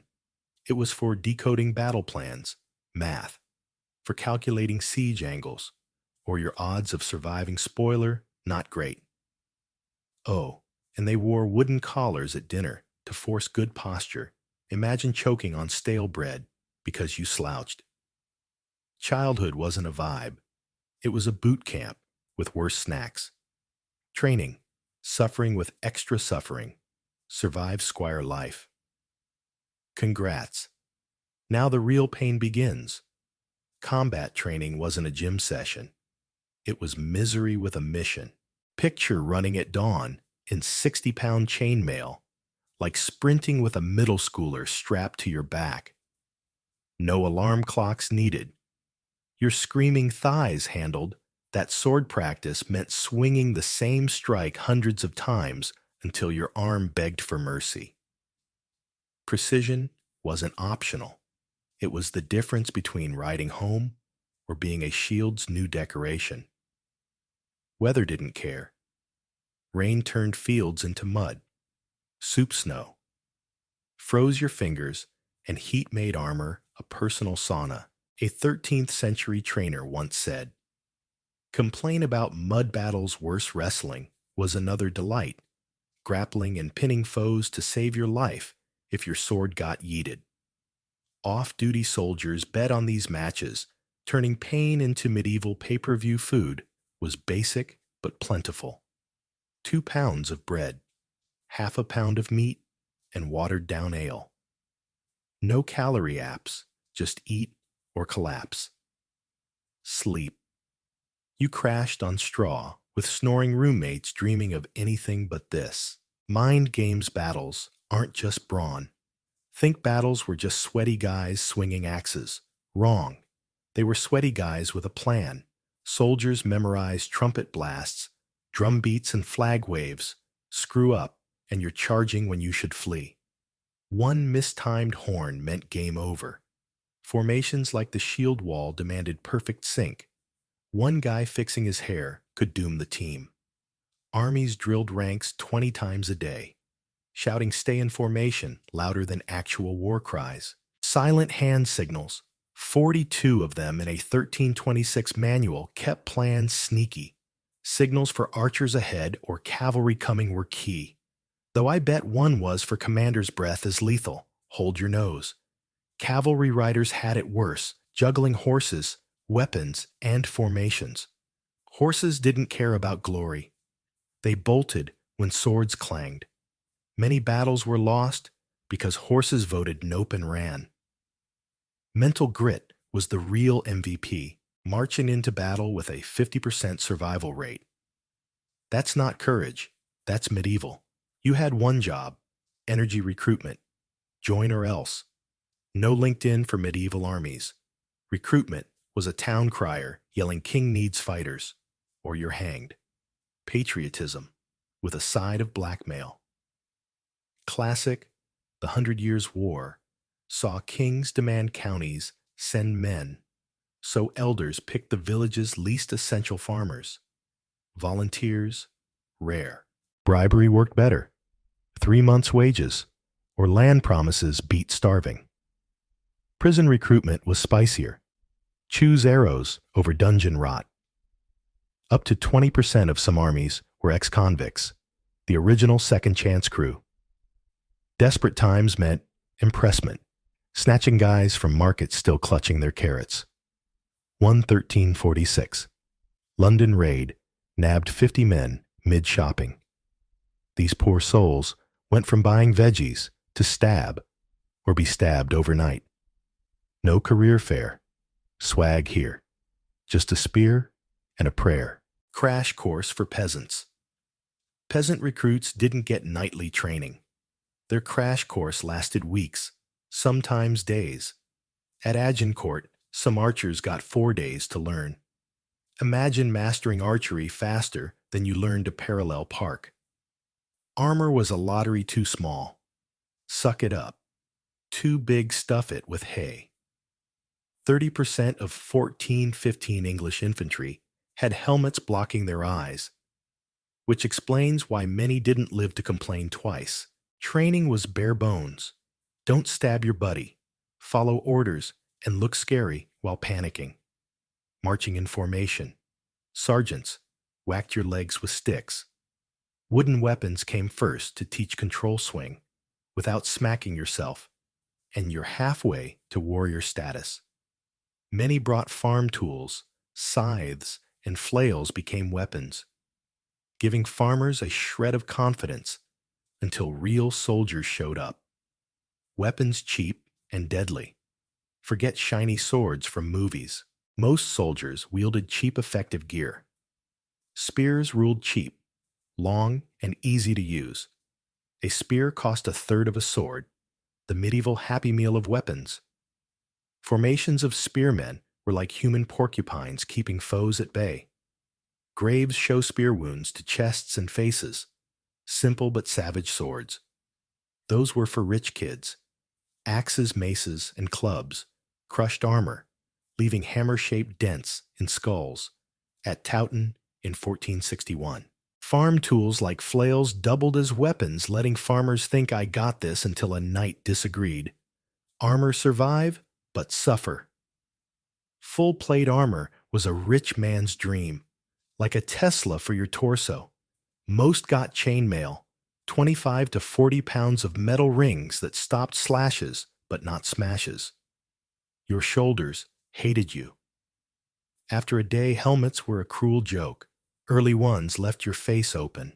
Later ones blinded you. A 1415 manual said practice until you could spot foes, or at least swing vaguely at them. Leather armor for the poor was like wearing a cardboard shield. Hope the enemy aims elsewhere. Summer battles turned armor into ovens. Knights collapsed from heat before swords were drawn. Squires dumped water on them, creating steamy metal saunas. Armor saved lives, but made you wish you were dead. Knights, the elite with extra baggage. Knights were the military's VIPs, starting at 7 and training for years. They got custom armor, fancy swords, and war horses worth more than your village. These 2,000-pound beasts were bred for chaos, not cuddles. Knights shouted, "Charge," while foot soldiers muttered, "Into those spears." Really training melees, mock battles on horseback got wild. A 1241 tournament saw 7 knights die when practice turned real. Knights juggled glory and debt, maintaining gear that cost a fortune. Sleeping in armor and not falling off horses were their true superpowers. The real school battle training was cute until arrows flew. Battle was chaos formations, broke recruits, froze, and your brain short-circuited. Veterans learned to hear danger. Arrow volleys, whooshed, cavalry, hooves thumped. A 1356 chronicler said, "Vets could smell ambushes." The best skill, knowing when to bolt. Graves show more back wounds than chest ones. Running was smarter than heroics. Veterans aimed for armor gaps, armpits, knees, eye slits. A 1403 journal advised stab where they breathe. Leaders emerged from survival, not rank. Bonds forged in terror lasted lifetimes. After the fight, scars and stories. No victory parades. Many soldiers rotted in unmarked graves. Survivors limped home with scars and PTSD before it had a name. Some knights got land. William the Conqueror gave 1/3 of his knights' estates. Commoners back to farming injuries and all. No 401k, just hope your kids feed you. Veterans became trainers, weaponsmiths, or mercenaries, earning triple their old pay. Battle tales became legends, shaping medieval ideas of courage through songs and stories. Ordinary men turned into myths, minus the Instagram filters. So next time you complain about a 9 to 5, remember 1325. No sick days. No HR, just a spear and a 50% chance of seeing tomorrow. Medieval soldiers weren't born. They were forged in a crucible of pain, bad bread, and worse odds. Now go hug your thermostat and thank your lucky stars for delivery pizza. Your story begins with a breath, your lungs, filling with the cool air of forests untouched by Rome. It's around 30 CE, and you're born into the Iceni, a proud, fierce Celtic tribe thriving in the windswept lands that will one day be called Britain. You enter the world surrounded by towering oaks, whispering leaves, and elders speaking in hushed tones of bravery, honor, and independence. Your childhood isn't one of comfort or luxury. No silk gowns or glittering jewels like the Romans you'll one day face. Instead, you grow up running barefoot through tall grass, learning the ways of the warrior and the voice of the land. Your mother teaches you to read the stars, track animals, and honor nature's power. Your father, a respected warrior, instills courage, pride, and a fierce devotion to your tribe. You learn to ride horses almost before you can walk, laughing wildly as you race across fields, feeling the earth's strength beneath your fingers. You train with wooden spears and swords, mastering how to fight, defend, and protect what's yours. You're not raised as a princess waiting for rescue. You're forged as a warrior, fierce and proud. Even as a child, elders see your fire, your defiance, your strength. But this life of freedom exists under a looming shadow. Rome, the empire, has invaded Britain, conquering southern lands, pressing northward, devouring everything in its path. Around the fires at night, elders tell tales of Roman cruelty, armies crushing tribes, erasing freedoms, enslaving survivors. Your tribe, the Iceni, holds an uneasy peace. Your father and the chiefs negotiate carefully, knowing one wrong word could bring Roman legions to your doorstep. As you grow, the cost of this peace becomes clear: submission, tribute, humiliation. Rome allows your traditions for now, but demands taxes, obedience, and your pride. You marry young as custom, dictates to Presutagus, king of the Iceni, a strong leader wise in diplomacy and war. Together you rule as equals. He respects your strength, your voice, your wisdom. You have two daughters, precious and fierce, whom you raise as warriors and scholars, teaching them freedom, courage, and dignity. You watch them grow proud and defiant, knowing they'll face the world's cruelty someday. For a time, life balances uneasily.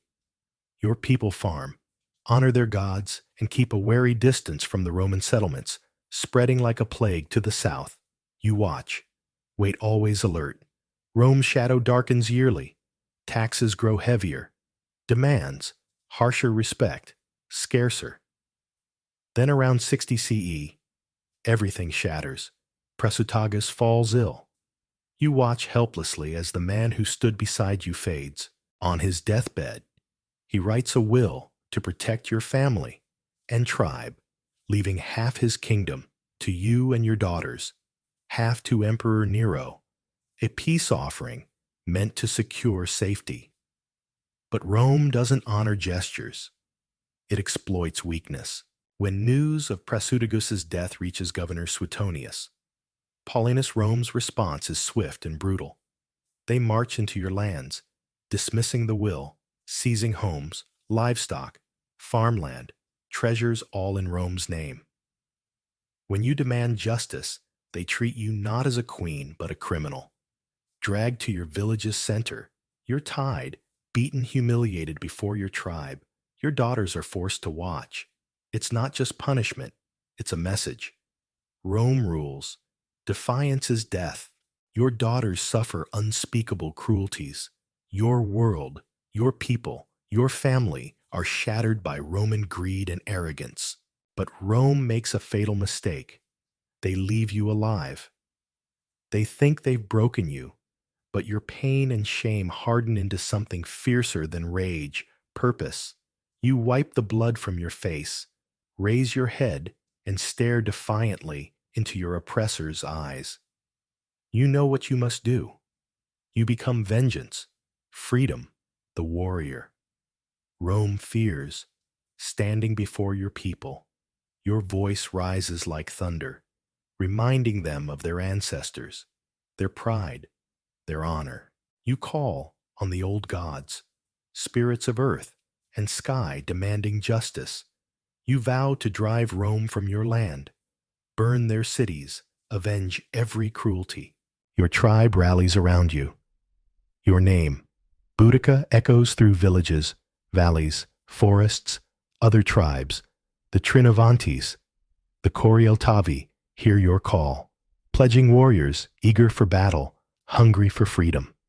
Your rebellion spreads like wildfire across Britain, a storm of fury and vengeance, unstoppable and righteous. You're no longer just Boudica, queen of the Iceni. You're the embodiment of freedom, and Rome trembles at your name. This is your rise from victim to avenger mother to warrior, queen, leader, to legend. You've known pain, humiliation, suffering at the hands of an empire that thought it could crush you. Rome underestimated your heart, your spirit, your people's courage. Now you stand at the head of a gathering storm. Thousands of warriors, men and women painted in fierce war colors, wielding weapons sharpened by rage awaiting your command. You're not just the Iceni's queen. You're the leader of a rebellion that could free your people or destroy them forever. You gather allies around roaring fires under star-filled skies, ancient spirits watching as history unfolds. Tribes once divided now unite bound by shared hatred of Roman cruelty. The Trinovantes, whose sacred lands were stolen, stand by you. The Corioltavi, weary of taxes and abuses, pledge warriors. Your army grows a force Rome can't ignore. The Romans dismiss you as an angry woman leading barbarians. But your people know the truth. You're their symbol, voice avenger, followed not from fear, but loyalty, pride, and belief in justice.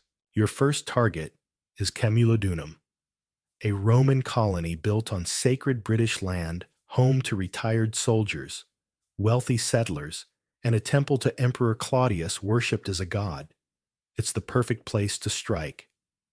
At dawn, you lead thousands toward Camulodunum, spears and swords, raised battle cries shattering the air. The Romans, caught off guard, scramble in panic. Your army sweeps through, cutting down soldiers, settlers, officials. The city burns. Buildings crumble. Temples collapse. Screams fill the air. Rome's arrogance dissolves into terror.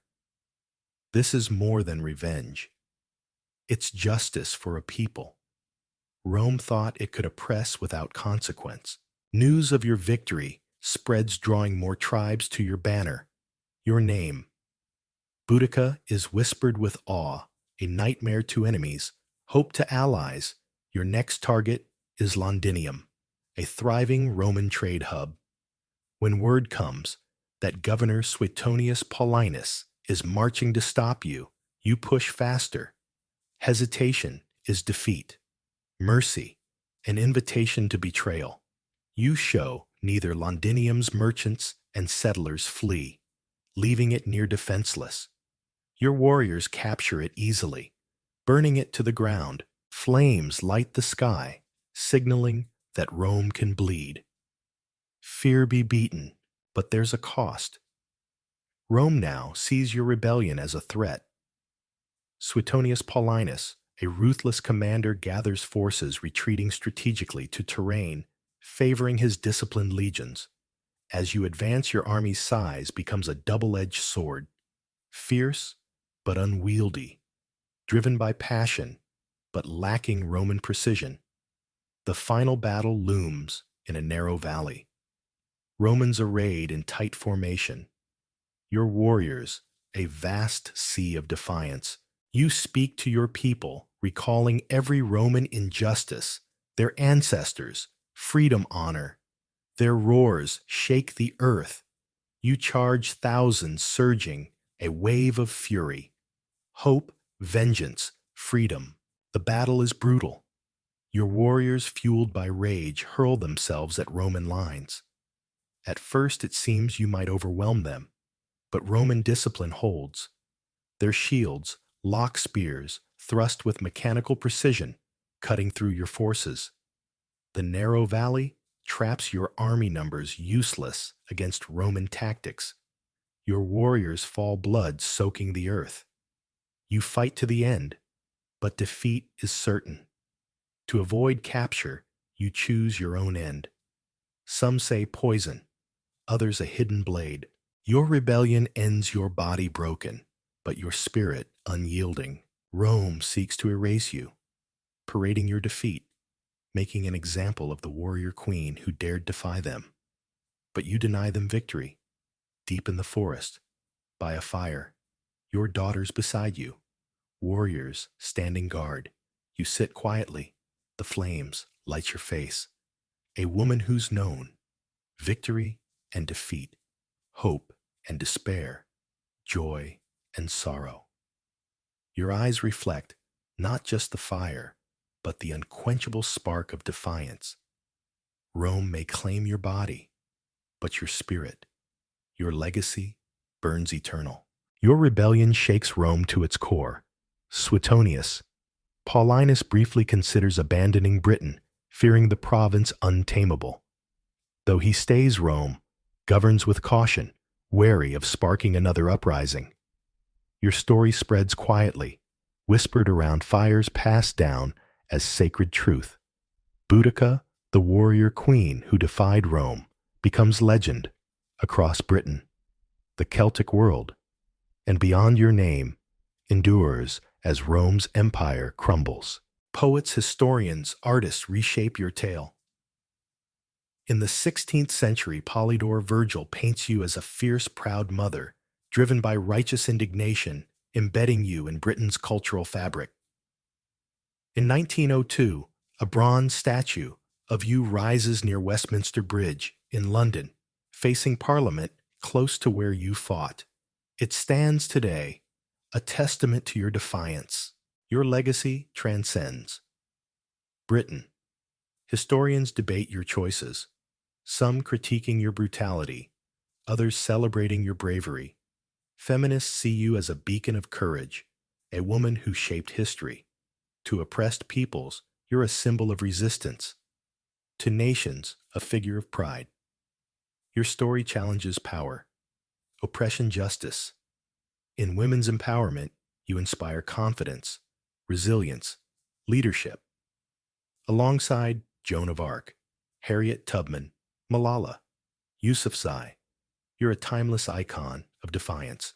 In popular culture, films, novels, and series portray you as a woman navigating patriarchy, protecting her people, sparking reflection on resistance, women's roles, and justice. Your name. Boudica is more than a queen or warrior. It's a living legacy of dignity, freedom, resistance. You began as a girl, running through untouched fields, and ended as a queen who shook an empire. Your greatest victory is your enduring story, inspiring courage, resilience, dignity across generations. Your life asks timeless questions. What is dignity? What's freedom worth? What do we owe our communities, our future? Your rebellion confronts truths about power, oppression, resistance. It thrives, not just through violence, but through silencing voices, erasing identities. Your fight wasn't just for land, but for dignity, pride, honor, universal aspirations, transcending time. Your grief, resilience, and healing show that pain can fuel purpose, not defeat. You remind us that victory isn't the only measure of worth. Your defeat birthed a legacy that outlasts Rome. You, Boudica, embody freedom, dignity, justice, ideals that persist beyond those who champion them. Your voice, fierce and defiant, echoes powerfully, vividly, eternally. 10. Strange foods. Medieval peasants foraged to survive famine. When famine struck in the Middle Ages, peasants faced desperate times. With no food reserves, they scoured forests, fields, and rivers for anything edible. These foods weren't gourmet. They were the thin line between survival and starvation. Here are 10 strange foods medieval peasants foraged to endure another hungry day. 1. Stinging nettles, the painful greens. The first food didn't wait for the pot. It stung on contact. Fingers burned, skin itched. But when starvation loomed, peasants grabbed stinging nettles despite the pain. These prickly plants were among the earliest to sprout in spring when food stocks dwindled to nothing. Growing in ditches, along roadsides, and at forest edges, nettles were a lifeline, offering more than just pain, nature's spiky punishment. Nettles were like a high five from doom. Yet peasants learned to tame them. Using sticks or thick gloves, they gathered young shoots and boiled them, neutralizing the stinging hairs. The result? a murky green soup that looked unappetizing but was packed with nutrition. A handful of nettles offered more iron than meat and ample vitamin C to fend off scurvy. Some dried nettles for tea to soothe coughs, while others wove the fibers into rope or clothing. Medieval fashion with a prickly twist. During the Great Famine of 1315–1317, these painful greens saved countless lives, proving that even a stinging plant was better than an empty plate. To snails, the slow-moving feast. As nettles were gathered, something stirred along muddy stream banks after heavy rains. Snails crawling slowly across the landscape became protein-rich prizes for starving peasants. These slimy creatures, now a delicacy in French cuisine, were survival food in the Middle Ages. Requiring only patience to collect snails were the original slow food movement centuries before it was trendy. Hunger transformed disgust into desire. What seemed repulsive with a full stomach became a feast when starvation loomed. After rainfall, snails emerged in droves, easy to gather in large quantities. Families kept wooden boxes or clay pots for collecting them. And during severe famines, villages organized snail-gathering groups to share the haul. Snails offered 16 grams of protein per 100 grams more than eggs, plus iron, calcium, and vitamin A. Cooking methods varied. Some boiled them with wild herbs, others roasted them on sticks, and the bravest ate them raw after rinsing off the slime. Shells were ground for calcium supplements or used as spoons and salt containers. In monasteries, monks gathered snails for the sick, proving that slow food could be a fast track to survival. 3. Acorns, the bitter bounty. As snail shells were discarded, hungry eyes turned to the forest floor, where acorns lay scattered. Biting into a raw acorn was a bitter mistake. Tannins made them taste awful and caused stomach pain. Yet during famines, these oak seeds were a crucial food source. With forests covering 80% of medieval Europe, oak trees dropped thousands of acorns annually, offering free food if peasants could make it edible. Processing acorns was grueling. Foragers competed with wild pigs to collect baskets full, then cracked the shells and soaked the nuts for days, changing the water repeatedly to leach out tannins. Some placed baskets in streams to let flowing water do the work. The resulting nuts were dried and ground into coarse flour, mixed with other flours to make dense bitter bread.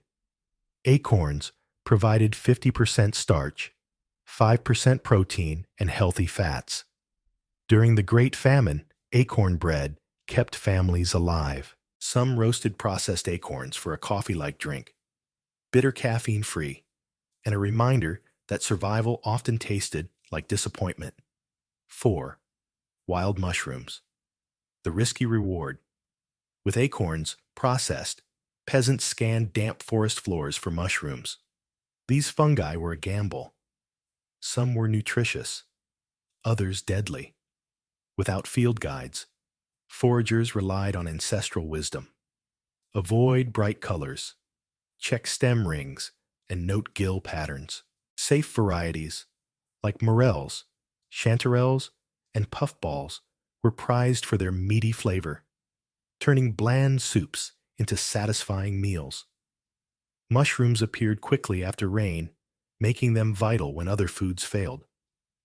They offered immune-boosting compounds, and monasteries used dried mushrooms as medicine for fevers and weak blood. Threaded on strings and dried near fireplaces, mushrooms could be stored for months. Over 70% of mushroom poisoning victims survived, as most toxic varieties caused illness rather than death.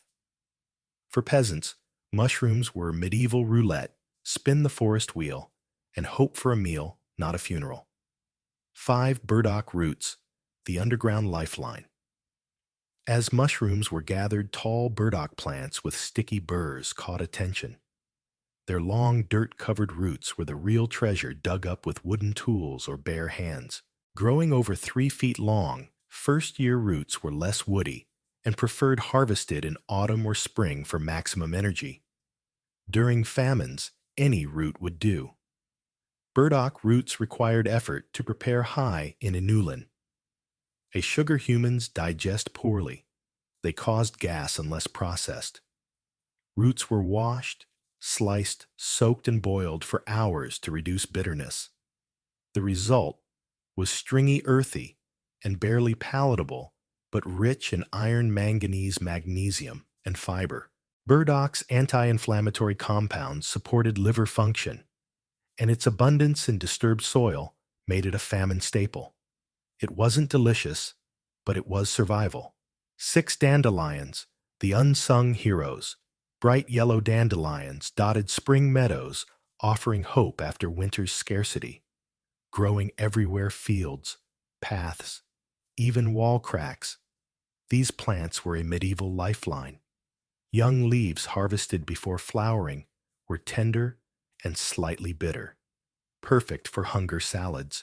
Flowers were fried into sweet treats, and roots were roasted for a bitter coffee-like drink. 1 cup of dandelion greens outdid carrots in vitamin A and provided vitamin C, calcium, and iron to prevent scurvy and malnutrition. Leaves were eaten raw, cooked, or added to soups, regrowing quickly for multiple harvests. Healers used dandelion sap for warts and tea as a diuretic. During the Great Famine, entire communities survived on dandelions, proving that nature's multivitamin could save lives. 7. Hawthorn berries, the thorny treat. As dandelion tea, faded small red hawthorn berries beckoned from thorny bushes, ripening in autumn and lasting into winter. These barely sweet fruits were a rare treat. Thorns up to 2 inches long made gathering tricky, but their abundance and easy identification made them worth the effort. Boiled into jams or pastes they stored for months. Hawthorn berries offered vitamin C, fiber, and heart-supporting compounds confirmed by modern research. They helped prevent scurvy and aided digestion during famines. Not delicious, but their availability when little else grew made them a medieval success story, a fruit that said, "I'll keep you alive, but you won't enjoy it." 8 wild onions, the tearful savior. A familiar scent wafted through the air. Wild onions, growing near streams and in meadows, these pungent bulbs added flavor to bland meals. Their sulfur compounds, which caused tears when cut, had antibacterial properties, preserving food and preventing illness. Rich in vitamin C, calcium, and iron, wild onions were a nutritional boost. Bulbs, stems, and flowers were used, requiring only a rinse before cooking, dried and strung near fires. They lasted through winter. Wild onions turned watery soups into something bearable, offering hope and flavor when despair loomed. They were the garlic bread of survival, minus the bread. 9 sorrel, the lemony lifesaver. Along paths, tart sorrel, with arrow-shaped leaves, grew abundantly. Its lemony flavor transformed bland soups, softening tough ingredients and masking earthy roots. High in vitamin C, a handful prevented scurvy, while its acidity aided healers in treating infections. Sorrel grew everywhere, making it a reliable famine food. From medieval survival to modern French cuisine, sorrel's journey shows how marketing can elevate a humble plant. It was nature's flavor, booster ensuring that even the saddest soups tasted like hope. 10 eels, the slippery prize. In muddy streams, peasants hunted eels, stomping barefoot to feel their wiggle. These snake-like fish were high in fat and protein, rare nutrients when plants dominated diets. Caught by hand or in woven eel pots, they were stewed fresh or smoked for later eels could be traded, offering economic value beyond sustenance. Catching eels was like mud wrestling with dinner as the prize. Their abundance in rivers and marshes made them a famine hero, providing energy and hope when bellies were full. If only for a moment, these strange foods, painful, bitter, slimy, or risky, were medieval peasants' lifeline. Each foraged meal was a victory, a testament to human resilience in the face of famine.